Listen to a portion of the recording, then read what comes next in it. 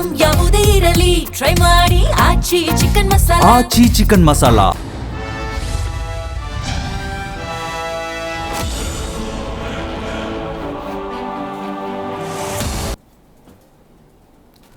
ನಮಸ್ಕಾರ. ಮೆಗಾ ಸುದ್ದಿ ವಿಶೇಷ ಕಾರ್ಯಕ್ರಮಕ್ಕೆ ಸ್ವಾಗತ. ನಾನು ಹೇಮಕುಮಾರ್. ರಾಜ್ಯ ಸರ್ಕಾರ ಒಂದು ಅತ್ಯುತ್ತಮ ನಿರ್ಧಾರವನ್ನು ತೆಗೆದುಕೊಂಡಿದೆ. ಅಂದರೆ 16 ವರ್ಷದ ಒಳಗಿನ ಮಕ್ಕಳಿಗೆ ಮೊಬೈಲ್ ಇರೋದಿಲ್ಲ, ಅಂದರೆ ಸೋಷಿಯಲ್ ಮೀಡಿಯಾವನ್ನು ಬ್ಯಾನ್ ಮಾಡಲಾಗತ್ತೆ ಅಂತೇಳಿ ಸಾಮಾಜಿಕ ಜಾಲತಾಣವನ್ನು ಬ್ಯಾನ್ ಮಾಡೋದಕ್ಕೆ ರಾಜ್ಯ ಸರ್ಕಾರ ಮುಂದಾಗಿದೆ. ಹೇಳೋ ರೀತಿಯಲ್ಲಿ ಅಷ್ಟು ಸುಲಭ ಅಂತೂ ಅಲ್ವೇ ಅಲ್ಲ ಇದನ್ನು ಜಾರಿಗೆ ತರೋದು ಮತ್ತು ಬ್ಯಾನ್ ಮಾಡೋದು. ಸೊ ಹಂಗಾಗಿ ಮೊಬೈಲ್ ಬಳಕೆ ಮಾಡಬಹುದಂತೆ, ಬಟ್ ಸಾಮಾಜಿಕ ಜಾಲತಾಣವನ್ನು ಯೂಸ್ ಮಾಡೋ ಹಾಗಿಲ್ಲ ಅನ್ನುವಂಥ ಲೆಕ್ಕಾಚಾರಕ್ಕೆ ಬರಲಾಗಿದೆ. ಸೊ ಹಂಗಾಗಿ ಲಾಗಿನ್ ಲಾಗೌಟ್ ಯಾವ ರೀತಿ ಆಗಿರುತ್ತೆ, ಸೋಷಿಯಲ್ ಮೀಡಿಯಾ ಅಂತ ಬಂದಾಗ ಫೇಸ್ಬುಕ್, ಇನ್ಸ್ಟಾ ಆಗಿರ್ಬೋದು, ಯಾವುದಕ್ಕೆಲ್ಲ ಅವಕಾಶ ಇರುತ್ತೆ, ಯಾವುದಕ್ಕೆಲ್ಲ ಅವಕಾಶ ಇರೋದಿಲ್ಲ. ಒಟ್ಟಾರೆಯಾಗಿ ನಿರ್ಧಾರದ ಹಿಂದೆ ಇರುವಂಥ ಉದ್ದೇಶ ಏನು ಅಂತ ಹೇಳಿದ್ರೆ ಮಕ್ಕಳ ಮೇಲೆ ಬೀರುವಂಥ ಅಡ್ಡ ಪರಿಣಾಮವನ್ನು ತಡೆಗಟ್ಟಬೇಕು ಅನ್ನುವಂಥ ನಿರ್ಧಾರವನ್ನು ತೆಗೆದುಕೊಳ್ಳಲಾಗಿದೆ. ಇದು ಸ್ವಾಗತಾರ್ಹ ಕೂಡ, ಒಳ್ಳೆಯ ನಿರ್ಧಾರ. ಬಟ್ ಇದು ಒಂದು ವೇಳೆ ಅನ್ಕೊಂಡಂಗೆ ಸಕ್ಸಸ್ ಆಯಿತು ಅಂತ ಹೇಳಿದ್ರೆ ಇಡೀ ದೇಶಕ್ಕೆ ನಮ್ಮ ರಾಜ್ಯ ಮಾದರಿ ಆಗತ್ತೆ. ಅಷ್ಟು ಸುಲಭ ಅಂತೂ ಅಲ್ವೇ ಅಲ್ಲ. ಸೊ ಹಂಗಾಗಿ ಇದರಿಂದ ಆಗುವಂತಹ ಅಂದರೆ ಮೊಬೈಲ್ ಬ್ಯಾನ್ನಿಂದಾಗಿ ಅಥವಾ ಮೊಬೈಲ್ ಒಂದು ಸೋಷಿಯಲ್ ಮೀಡಿಯಾ ಬ್ಯಾನ್ನಿಂದಾಗಿ ಆಗುವಂಥ ಅನುಕೂಲಗಳೇನು, ಪ್ರಮುಖವಾಗಿ ಮಕ್ಕಳ ಒಂದು ದೈಹಿಕ, ಮಾನಸಿಕ ಮತ್ತು ಶೈಕ್ಷಣಿಕ ವಿಚಾರವನ್ನು ಇಟ್ಕೊಂಡು ಇದನ್ನು ಬ್ಯಾನ್ ಮಾಡಬೇಕು ಅನ್ನೋಂಥ ಲೆಕ್ಕಾಚಾರವನ್ನು ಇಟ್ಕೊಂಡಿದ್ದಾರೆ. ಇದರಿಂದ ಎಲ್ಲವೂ ಕೂಡ ಇಂಪ್ರೂವ್ ಆಗತ್ತಾ ಅನ್ನೋದಂಥ ವಿಚಾರ ಸಹಜವಾಗಿ. ಪ್ರಮುಖವಾಗಿ ಪೋಷಕರು ಬಹಳ ಎಚ್ಚರವನ್ನು ವಹಿಸಬೇಕಾಗುತ್ತೆ. 16 ವರ್ಷದೊಳಗಿನ ಮಕ್ಕಳು ತಾನೇ ದುಡಿದು ಮೊಬೈಲ್ ಅಂತೂ ತೆಗೆದುಕೊಳ್ಳೋಕೆ ಆಗೋದಿಲ್ಲ, ಬಟ್ ಪೋಷಕರ ಪಾತ್ರ ಬಹಳ ಇಂಪಾರ್ಟೆಂಟ್ ಇರುತ್ತೆ ಇದರಲ್ಲಿ. ಎಲ್ಲದರ ಬಗ್ಗೆ ಚರ್ಚೆ ಮಾಡ್ತಿದ್ದೆ. ಇವತ್ತಿನ ವಿಶೇಷ ಮಕ್ಕಳ ವ್ಯಸನ ಮೊಬೈಲ್ ಬ್ಯಾನ್.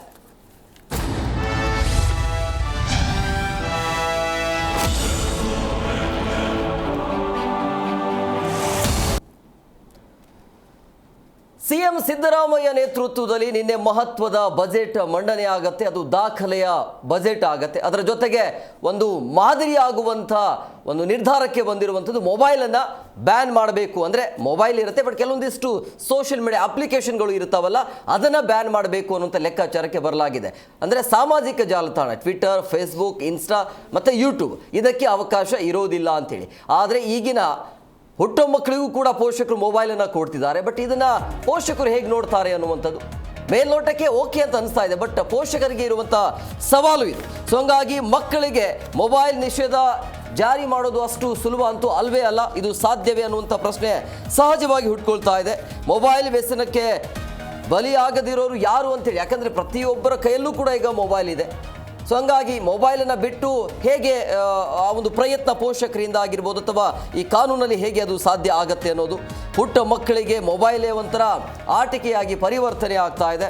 ಸೊ ಮಕ್ಕಳ ಒಂದು ಭವಿಷ್ಯದ ದೃಷ್ಟಿಯಿಂದ ಮಕ್ಕಳಿಗೆ ಈಗ ಸಾಮಾಜಿಕ ಜಾಲತಾಣ ಬಳಕೆಯನ್ನು ನಿಷೇಧ ಮಾಡಬೇಕು ಅನ್ನುವಂಥ ವಿಚಾರ ಇದೆಯಲ್ಲ, ಇದು ಸರಿನೇ ಇದೆ. ಬಟ್ ಅದನ್ನು ಕಾರ್ಯರೂಪಕ್ಕೆ ತರಬೇಕಾಗತ್ತೆ. ಮನಃಶಾಸ್ತ್ರಜ್ಞರು ಆಗಿರ್ಬೋದು ಅಥವಾ ಶಾಲಾ ಮಕ್ಕಳ ಪೋಷಕರು ಕೂಡ ಈ ಒಂದು ನಿರ್ಧಾರಕ್ಕೆ ಸ್ವಾಗತವನ್ನು ಮಾಡಿವೆ. ಹಸುಗೂಸಿನ ಕೈಗೆ ಮೊಬೈಲ್ ಕೊಡ್ತಾರೆ ಹೆತ್ತವರು. ಸೊ ಹಂಗಾಗಿ ಅವರ ಇನ್ಮೇಲೆ ನಿರ್ಧಾರ ಹೇಗಿರುತ್ತೆ ಅಂತೇಳಿ, ಯಾವ ರೀತಿಯಾಗಿ ಕಾನೂನು ಕಠಿಣ ಇರುತ್ತೆ ಅನ್ನೋದು, ಕಠಿಣ ಕಾನೂನು ಕ್ರಮ ಬೇಕಾಗತ್ತೆ ಈ ರೀತಿಯ ಒಂದು ಉತ್ತಮವಾಗಿರುವಂಥ ರಿಸಲ್ಟ್ ಬರಬೇಕು ಅಂತ ಹೇಳಿದ್ರೆ. ಸೊ ಮಗುವನ್ನು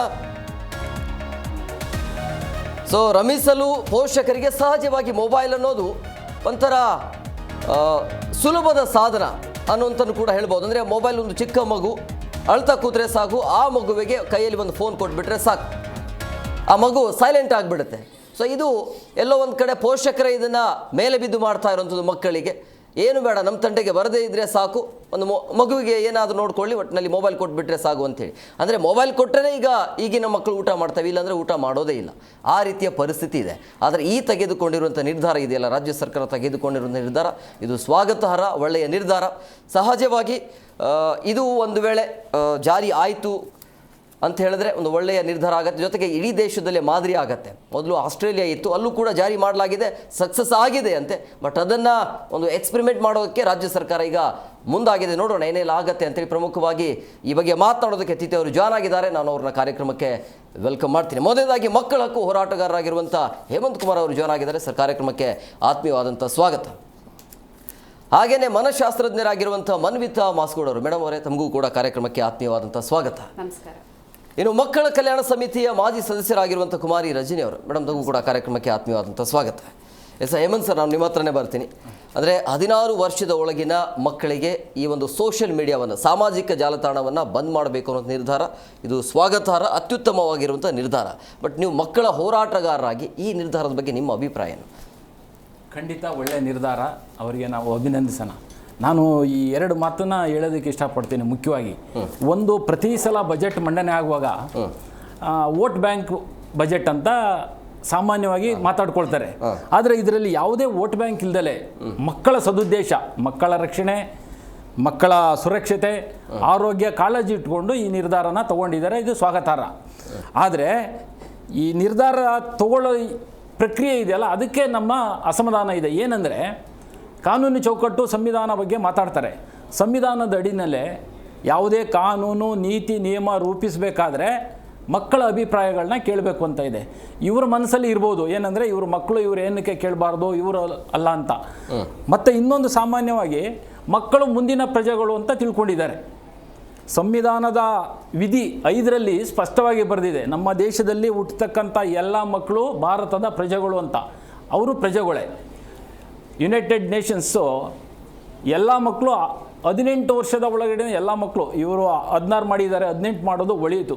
ಯಾಕೆಂದರೆ 14ರಿಂದ 18, 15 ವಯಸ್ಸು ತುಂಬ ಮಾನಸಿಕವಾಗಿ, ದೈಹಿಕವಾಗಿ, ಭಾವನಾತ್ಮಕವಾಗಿ ಬದಲಾವಣೆ ಆಗ್ತಾ ಇರ್ತದೆ. ಅದಕ್ಕೆ 18 ಮಾಡಿದ್ರೆ ಒಳ್ಳೆಯದು ಅಂತ ನಾನು ಹೇಳ್ತಾ ಇದ್ದೀನಿ. ಮತ್ತು 16ರಿಂದ 18 ಮಕ್ಕಳು ಹೆಚ್ಚು ಬಾಲ್ಯ ವಿವಾಹ ಆಗ್ತಕ್ಕಂಥದ್ದು, ಪೋಕ್ಸೋ ಪ್ರಕರಣದಲ್ಲಿ ಭಾಗಿಯಾಗ್ತಕ್ಕಂಥದ್ದು, ಕಾನೂನು ಸಂಘರ್ಷಕ್ಕೆ, ಅಂದರೆ ನಾವು ಅಪರಾಧ ಅಂತ ಹೇಳಲ್ಲ, ಕಾನೂನು ಸಂಘರ್ಷಕ್ಕೆ ಒಳಪಟ್ಟ ಉದಾಹರಣೆಗಳು ನಮ್ಮ ಮುಂದೆ ಬಂದಿರೋದ್ರಿಂದ 18ಕ್ಕೂ ವಿಸ್ತರಿಸಿದ್ರೆ ಒಳ್ಳೆಯದು ಅಂತ. ಸೇಮ್ ಟೈಮು ಇವರು ಮಾಡಬೇಕಾದ್ರೆ ಮಕ್ಕಳ ಅಭಿಪ್ರಾಯನ ಕೇಳಬೇಕಿತ್ತು. ಮಕ್ಕಳ ಹಕ್ಕುಗಳು ಅಂತ ಇದೆ, ಅದರಲ್ಲಿ ಭಾಗವಹಿಸುವಿಕೆ ತುಂಬ ಇಂಪಾರ್ಟೆಂಟ್ ಆದಂಥ ಒಂದು ಹಕ್ಕು, ಮೂಲಭೂತ ಹಕ್ಕದು. ಇವರು ಮಕ್ಕಳ ಅಭಿಪ್ರಾಯನ ಕೇಳಬೇಕು. ಯಾವುದೇ ಒಂದು ಕಾನೂನನ್ನು ಜಾರಿ ಮಾಡಬೇಕಾದ್ರೆ ಅದನ್ನು ಕೇಳಬೇಕಾಗಿರುತ್ತೆ. ಓಕೆ, ನೀತಿ ನಿಯಮ ಮಾಡಬೇಕಾದ್ರೆ ಇಲ್ಲಿ ಯಾವುದೇ ಮಕ್ಕಳನ್ನ ಅಭಿಪ್ರಾಯ ಕೇಳಿಲ್ಲ, ಭಾಗವಹಿಸಿಕೆ. ಪೋಷಕರನ್ನಾದರೂ ಕೇಳಬೇಕಿತ್ತು, ಕೇಳಿಲ್ಲ. ಸಾರ್ವಜನಿಕರನ್ನಾದರೂ ಕೇಳಬೇಕಿತ್ತು, ಕೇಳಿಲ್ಲ. ಆದ್ರೂ ಇವರು ಒಂದು ಒಳ್ಳೆಯ ನಿರ್ಧಾರವನ್ನು ಮಾಡಿದ್ದಾರೆ. ಏಕಪಕ್ಷೀಯ ನಿರ್ಧಾರ ಅಂತ ಹೇಳ್ತಾ ಇದ್ದಾರೆ. ಅವರು ಕೆಲವರು ಮಾಹಿತಿ ತೊಗೊಂಡಿರ್ಬೋದು ಬೇರೆ ಬೇರೆ ಕಡೆಯಿಂದ. ಬಟ್ ಯಾರ ಮೇಲೆ ನಾವು ಕಾನೂನನ್ನು ಜಾರಿ ಮಾಡ್ತೀವಿ ಅಂಥವರಿಂದ ಅಭಿಪ್ರಾಯನ ಸಂಗ್ರಹಿಸಬೇಕು ಅಂತ ಇದೆ ಕಾನೂನಲ್ಲಿ. ಅದು ಆಗಿಲ್ಲ. ಅದ್ರ ಬಗ್ಗೆ ನಮಗೆ ಅಸಮಾಧಾನ ಇದೆ. ಅದಾಗಬೇಕು. ಮತ್ತು ಇದು ಯಾವಾಗಿಂದ ಜಾರಿ ಮಾಡ್ತಾರೆ, ಇದಕ್ಕೆ ಕ್ರಿಯಾ ಯೋಜನೆ ಇದೆಯಾ, ಹಂತವಾಗಿ ಜಾರಿ ಮಾಡ್ತಾರಾ? ಇದು ಅಡ್ವರ್ಸ್ ಎಫೆಕ್ಟ್ ಆಗಬಾರ್ದು. ಇದು ಸಡನ್ನಾಗಿ ಅವರು ಇವತ್ತಿಂದಲೇ ಇದು ಬ್ಯಾನ್ ಆಗಿದೆ ಅಂತ ಅಲ್ಲಿ ಹೇಳಿರ್ಬೋದು. ಯಾವತ್ತಿಂದ ಜಾರಿ ಮಾಡ್ತಾರೆ ಆ ದಿನದಿಂದ ಆದರೆ ಘೋಷಣೆಗೆ ಮಾತ್ರ ಸೀಮಿತ ಘೋಷಣೆ. ಅದು ಹಂತವಾಗಿ ಹೇಗೆ ಜಾರಿ ಮಾಡ್ತಾರೆ, ಏನು ಅದಕ್ಕೆ ಯೋಜನೆ ರೂಪಿಸ್ಕೊಂಡಿದ್ದಾರೆ, ಇದು ವಾಸ್ತವನ, ಇದನ್ನೆಲ್ಲ ಅಂಶಗಳನ್ನು ನೋಡಬೇಕಾಗುತ್ತೆ. ಒಂದು ತಯಾರಿ ಇದೆಲ್ಲ ಆಗಿಲ್ಲ ಅಂತ ಕಾಣಿಸ್ತದೆ. ಇದಕ್ಕೆ ಹಲವಾರು ಕ್ರಿಯಾ ಯೋಜನೆ ಹೇಳಿದೆ. ಈಗ ನಿನ್ನೆ ಸಿದ್ದರಾಮಯ್ಯವರು ಅದನ್ನೇ ಮಾತಾಡಿದ್ರು, ಮೊಬೈಲ್ ಬಳಕೆ ಮಾಡಬಹುದು ಬಟ್ ಸಾಮಾಜಿಕ ಜಾಲತಾಣ ಇರೋದಿಲ್ಲ ಅಂತ ಹೇಳಿ. ಬಟ್ ಆ ಪ್ರೊಸೆಸ್ ಹೇಗಿರುತ್ತೆ ಅನ್ನೋದು ಕುತೂಹಲ ಇದೆ. ಹೌದು, ಮೊಬೈಲ್ ಯೂಸ್ ಮಾಡಬಹುದಂತೆ, ಬಟ್ ಕೆಲವೊಂದು ಅಪ್ಲಿಕೇಶನ್ಗಳನ್ನು ಯೂಸ್ ಮಾಡಂಗಿಲ್ಲ ಅಂತೆ. ಸೊ ಗೊತ್ತಿಲ್ಲ, ಅದನ್ನ ಮುಂದಿನ ನಂತರ ಚರ್ಚೆ ಮಾಡೋಣ. ಮೇಡಮ್ ಅವರು, ಈಗ ಪ್ರಮುಖವಾಗಿ ಈ ಮಕ್ಕಳ ಆರೋಗ್ಯದ ಆಗಿರ್ಬೋದು ಅಥವಾ ಮಾನಸಿಕ ಒತ್ತಡದಿಂದಾಗಿ ಮೊಬೈಲ್ ಬಳಕೆಯನ್ನು ನಾವು ನಿಷೇಧ ಮಾಡ್ತಾ ಇದ್ದೀವಿ. ಉತ್ತಮ ರೀತಿಯಲ್ಲಿ ರಿಸಲ್ಟ್ ಬರಬೇಕು, ಅದು ಶಿಕ್ಷಣದ ವಿಚಾರ ಅಂತ ಬಂದಾಗ ಅದರ ಜೊತೆಗೆ ಮಾನಸಿಕ ಆರೋಗ್ಯವೂ ಕೂಡ ಸಮಸ್ಯೆ ಆಗುತ್ತೆ ಅಂತ ಹೇಳಲಾಗ್ತಾ ಇತ್ತು. ಈ ಮೊಬೈಲ್ ಬ್ಯಾನಿಂದಾಗಿ ಏನೆಲ್ಲ ಅನುಕೂಲ ಆಗುತ್ತೆ ಸರ್? ಮೊದಲನೇದು, ಮೊಬೈಲ್ ಬ್ಯಾನ್ ಮಾಡೋದಕ್ಕೆ ಆಗೋದಿಲ್ಲ, ಮೊಬೈಲ್ನ ರಿಸ್ಟ್ರಿಕ್ಟ್ ಮಾಡ್ಬೋದು. ಮಕ್ಕಳು ಅಂತಂದರೆ ನಾವು ಎಳೆ ಕೂಸಿಂದನೂ ನೋಡಬೇಕು. ಅವರು 18 ವರ್ಷ, ಸಮ್ಟೈಮ್ಸ್ 21 ವರ್ಷದ ತನಕ ಮಕ್ಳ ಥರನೇ ಆಡ್ತಾರೆ. ಇವರು 16 ವರ್ಷಕ್ಕೆ ಥಟ್ಟಂತ ಅಲ್ಲಿಗೆ ನಿಲ್ಲಿಸ್ಬಿಟ್ಟು ಆಮೇಲೆ 16 ವರ್ಷ ತುಂಬಿ 1ನೇ ದಿನಕ್ಕೆ ಮೊಬೈಲ್ ತೊಗೊಂಡು ಏನಾದರೂ ಮಾಡು, ನೋ. ಅಟ್ಲೀಸ್ಟ್ 18 ವರ್ಷದ ತನಕ ಎಕ್ಸ್ಟೆಂಡ್ ಮಾಡಬೇಕು. ಅವ್ರು ಹೇಳಿದ್ದಕ್ಕೆ ನನ್ನ ಸಹಮತಿನೂ ಇದೆ. ಆದರೆ ಮೊಬೈಲ್ ಬ್ಯಾನ್ ಆಯಿತು ಅಂತಂದರೆ ಫಸ್ಟ್ ಆ್ಯಂಡ್ ಫಾರ್ಮೋಸ್ಟ್ ಮಕ್ಕಳು ಈಗಾಗಲೇ ಯೂಸ್ ಮಾಡ್ತಾ ಇದ್ದಾರೆ, ಅವರಲ್ಲಿ ಕೆಲವೊಂದು ವಿಡ್ರಾವಲ್ ಸಿಂಪ್ಟಮ್ಸ್ ಅಂತ ನೋಡ್ಬೋದು. ತುಂಬ ಇರಿಟೇಟ್ ಆಗೋದು, ಅಪ್ಪ ಅಮ್ಮ ಜೊತೆ ಜಗಳ ಆಡೋದು, ಎಷ್ಟೊಂದು ಪ್ರಕರಣ ನೋಡಿದ್ದೀವಿ. ಮೊಬೈಲ್ ಕೊಡಲಿಲ್ಲ, ಗೇಮಿಂಗ್ ಆಡಲಿಲ್ಲ ಅಂತ ಯಾವ್ಯಾವ ಹಂತಕ್ಕೆ ಹೋಗಿದೆ ಅಂತ. ಆ ಥರ ಕೇಸು ಹೆಚ್ಚಿಗೆ ಆಗುತ್ತೆ. ಆಮೇಲೆ ಸ್ಕೂಲಲ್ಲೂ ಈ ಬ್ಯಾನಿನ ಬಗ್ಗೆನೇ ಮಾತಾಡ್ತಾರೆ. ಮಕ್ಕಳು ಮನೆಗೆ ಬಂದುಬಿಟ್ಟು ಸ್ಕೂಲ್ ಹೋಮ್ವರ್ಕ್ ಮಾಡೋದಕ್ಕೆ ಆಗಲೇ ಇಂಟರ್ನೆಟ್ನ ತುಂಬ ಜಾಸ್ತಿನೇ ಬಳಸ್ತಾ ಇದ್ದಾರೆ. ಇವಾಗ ಇಂಟರ್ನೆಟ್ ಯೂಸ್ ಮಾಡ್ಬೇಕಾದ್ರೆ ಎಲ್ಲರ ಮನೆಯಲ್ಲೂ ಲ್ಯಾಪ್ಟಾಪ್ ಇರಲ್ಲ ಸರ್, ಎಲ್ಲರ ಮನೆಯಲ್ಲೂ ಕಂಪ್ಯೂಟರ್ ಇರಲ್ಲ. ಟ್ಯಾಬ್ ಇರುತ್ತೆ, ಇಲ್ಲಾಂತಾರೆ ಮೊಬೈಲ್ನಲ್ಲೇ ಕೆಲಸ ನಡೀತಾ ಇರುತ್ತೆ. ಆವಾಗ ಅಪ್ಪನೋ ಅಮ್ಮನೋ ಯಾವುದೋ ಒಂದು ಇನ್ಸ್ಟಾಗ್ರಾಮ್ ಇರ್ಬೋದು, ಸ್ನ್ಯಾಪ್ಚಾಟ್ ಇರ್ಬೋದು, ಇಲ್ಲ ಅಂತಂದರೆ ಮಿಕ್ಕಿದ ಯಾವುದೋ ಡಿಸ್ಕಾರ್ಡು, ಅದು ಇನ್ನೊಂದು ಪ್ಲ್ಯಾಟ್ಫಾರ್ಮ್, ಇದನ್ನು ಓಪನ್ ಮಾಡ್ಕೊಂಡಿರ್ತಾರೆ. ಮಗು ಅದನ್ನು ಓಪನ್ ಮಾಡಲ್ಲ ಅಂತ ನಮಗೆ ಹೆಂಗೆ ಗೊತ್ತಾಗುತ್ತೆ? ಒಂದು ಮಗು ಅಪ್ಪ ಅಮ್ಮ ಆ ಕಡೆ ಈ ಕಡೆ ಹೋದಾಗ ತಕ್ಷಣ ಅದನ್ನು ನೋಡಿಬಿಟ್ಟು ಯಾರಿಗೇನು ಮೆಸೇಜ್ ಕಳಿಸ್ಬೇಕು ಆ ಥರ ಎಲ್ಲ ಮಾಡೋ ಸಾಧ್ಯತೆನೇ ಇದು. ಏನಂತಾರೆ, ಕದ್ದು ಮುಚ್ಚಿ ಮಾಡುವಂಥದ್ದು. ನೆಕ್ಸ್ಟು ಈ ಮಕ್ಕಳು ಸರ್ ಇಂಟರ್ನೆಟ್ಟಿಂದ ಒಳ್ಳೆಯದು ಇದೆ. ಯಾವುದೋ ಒಂದು ಗ್ರೂಪ್ ಮಾಡ್ಕೊಂಡಿರ್ತಾರೆ, ಚೆಸ್ ಗ್ರೂಪ್ ಅಂತಲೇ ಇಟ್ಕೊಳ್ಳಿ. ಆ ಮಕ್ಕಳು ಚೆಸ್ ಮೂವ್ಸ್ನ ಶೇರ್ ಮಾಡ್ತಿರ್ತಾರೆ. ಇವಾಗ ಆ ಮೂವ್ ಶೇರ್ ಮಾಡೋದಕ್ಕೆ ಅವ್ರಿಗೆ ಸೋಷಿಯಲ್ ಮೀಡಿಯಾ ಬ್ಯಾನ್ ಆಯ್ತಲ್ಲ, ರೈಟ್? ಮತ್ತು ಅದನ್ನು ಹೆಂಗೆ ಶೇರ್ ಮಾಡ್ತಾರೆ? ಮತ್ತು ಸರ್ಕಾರ ಇನ್ನೊಂದು ವಿಷಯ ಯೋಚನೆ ಮಾಡಬೇಕಿತ್ತು. ನಮ್ಮ ರೀಲ್ಸ್ ಮಾಡೋದು ಎಷ್ಟೊಂದು ಜನ ಮಕ್ಕಳಿದ್ದಾರೆ, ಮತ್ತು ಅವ್ರಿಗೆ ಯಾವ ರೀತಿ ನೀವು ಸ್ಟಾಪ್ ಮಾಡ್ತೀರಾ? ಅಂದರೆ ರೀಲ್ಸ್ ಮಾಡಿ ಅಪ್ಲೋಡ್ ಮಾಡಬಾರ್ದು, ಆದರೆ ರೀಲ್ಸ್ನ ಮಾಡಬಹುದು. ರೀಲ್ಸ್ ಮಾಡಿ ಅಪ್ಲೋಡ್ ಮಾಡಬಹುದು, ಆದರೆ ರೀಲ್ಸ್ ನೋಡಬಾರ್ದು. ಅಲ್ಲ, ಅಲ್ಲೇ ಎರಡಿದೆ. ಇನ್ನೊಂದು ಏನಿದೆ ಮೇಡಮ್ ಅಂದರೆ, ಮಕ್ಕಳು ಉಪಯೋಗಿಸಲ್ಲ ಸೋಷಿಯಲ್ ಮೀಡಿಯಾ, ಆದರೆ ಮಕ್ಕಳನ್ನ ಉಪಯೋಗಿಸ್ಕೊಂಡು ದೊಡ್ಡವ್ರು ಮಾಡಿದ್ರೆ ಅದಕ್ಕೇನು ಕ್ರಮ ಇದೆ? ಇವಾಗ ದೊಡ್ಡವರು ಮಕ್ಕಳನ್ನ ಉಪಯೋಗಿಸ್ಕೊಂಡು ರೀಲ್ಸ್ ಮಾಡ್ತಾರೆ, ರೀಲ್ಸ್ ಮಾಡಿ ಸಾಮಾಜಿಕ ಮಾಧ್ಯಮದಲ್ಲಿ ಹಾಕ್ತಾರೆ. ಅದಕ್ಕೆ ಏನು ಶಿಕ್ಷೆ ಇದೆಯಾ? ಇಂಥ ವಿಷಯಗಳು ನಮ್ಮ ಏನು ಕ್ರಿಯಾ ಯೋಜನೆಯಲ್ಲಿ ಅದನ್ನು ಅವರು ತಿಳಿಸ್ಬೇಕಿತ್ತು. ಒಂದು ಕ್ರಿಯಾ ಯೋಜನೆ ಯಾವುದು ಮಾಡಿರಲ್ಲ, ತತ್ಕ್ಷಣಕ್ಕೆ ಒಂದು ನಿರ್ಧಾರ ತಗೊಂಡಿದ್ದಾರೆ. ಅದು ಒಳ್ಳೆ ನಿರ್ಧಾರ ಆದ್ರೂ ಇವೆಲ್ಲ ಇಲ್ಲ ಅಂದ್ರೆ ಅಲ್ಲ ಸರ್. ಯೂಟ್ಯೂಬ್ನಲ್ಲಿ ಎಷ್ಟೊಂದು ಜನ ಫ್ರೀ ಕ್ಲಾಸ್ ನಡೆಸ್ತಾರೆ, ಅದನ್ನ ಮಕ್ಕಳು ಹಲವಾರು ಕಡೆ ಕೂತ್ಕೊಂಡು ಲೈವ್ ನೋಡ್ತಾರೆ. ಇಲ್ಲ ಇನ್ಸ್ಟಾಗ್ರಾಮ್ ಅಲ್ಲ, ಫೇಸ್ಬುಕ್ಕಲ್ಲೂ ಮಾಡ್ತಾರೆ, ಇಟ್ ಗೋಸ್ ಲೈವ್. ಎಸ್, ಆ ಸಮಯದಲ್ಲಿ ಏನು ಮಾಡಬೇಕು? ಕ್ಲಾಸೇ ಇರೋದು ಹಾಗೆ. What to do? ಮಗು ನೀನು ನೋಡಬೇಡ ಅಂತಂದ್ರೆ ಅವರು ಆಮೇಲೆ ಏನು ಮಾಡ್ತಾರೆ? ಓಕೆ, ನಾನು ನೋಡ್ತೀನಿ. ಅದೇ ಆ ಮೂಮೆಂಟಲ್ಲಿ ನೋಡಲ್ಲ, ಕರೆಕ್ಟಿಗೆ ನೋಡಬೇಡ ಅಂದ್ರೆ ಆತನಿಗೂ ಕೂಡ, ಮಕ್ಕಳಿಗೂ ಕೂಡ ಒಂದು ಆಲೋಚನೆ ಬರ್ತದೆ, ನಾನು ನೋಡದೇ ಇರುವಂಥದ್ದು ಏನಿದೆ ಮೊಬೈಲ್, ಯಾಕೆ ನೋಡಬಾರ್ದು? ಅಂದ್ರೆ ಅಲ್ಲಿಂದ ಪೋಷಕರು ಹೋದಾದ ನಂತರ ಕದ್ದು ಮುಚ್ಚಿ ನೋಡಬಹುದು, ಕದ್ದು ಮುಚ್ಚಿ ನೋಡ್ತಾರೆ. ಆಮೇಲೆ ಅವ್ರಿಗೆ ಇವಾಗ ನೀವು ಹೇಳ್ದಂಗೆ ಆ ಒಂದು ಇಂಟ್ರೆಸ್ಟ್ ಬರುತ್ತಲ್ಲ, ಆ ಇಂಟ್ರೆಸ್ಟ್ ಅಲ್ಲಿ ಸರಿ ನನ್ನ ಹತ್ರ ಜಾಸ್ತಿ ಹೊತ್ತು ಮೊಬೈಲ್ ಇರೋದಿಲ್ಲ, ನನ್ಗೇನು ತುಂಬ ಡೋಪಮಿನ್ ಎಫೆಕ್ಟ್ ಕೊಡುತ್ತೋ ಅದನ್ನ ಮಾತ್ರ ನೋಡ್ತೀನಿ ಅಂತ. ಹಾಗೆ ಹಿಂದಿಂದು ದಾರಿ ಹುಡ್ಕೊಂಡು ಅವರು ಏನೇನೋ ಮಾಡ್ತಾರೆ. ಸೊ ಅಡ್ಡದಾರಿ ಹಿಡಿಯೋದು ಉಂಟು. ಇದನ್ನ ತುಂಬಾ ಸೂಕ್ಷ್ಮವಾಗಿ ಯೋಚನೆ ಮಾಡಿ ಅವರು ಒಂದು ಟೀಮ್ನ ರಚನೆ ಮಾಡಿ ಎಲ್ಲಾ ತರ ಯೋಚನೆ ಮಾಡಿಬಿಟ್ಟು ತಗೊಂಡ್ಬರ್ಬೇಕು. ಹೌದು, ಆಸ್ಟ್ರೇಲಿಯಲ್ಲಿ ಮಾಡಿದ್ದಾರೆ, ಸಿಂಗಾಪುರಲ್ಲಿ ಮಾಡಿದ್ದಾರೆ, ಫ್ರಾನ್ಸ್ ಅಲ್ಲೂ ಇದೆ.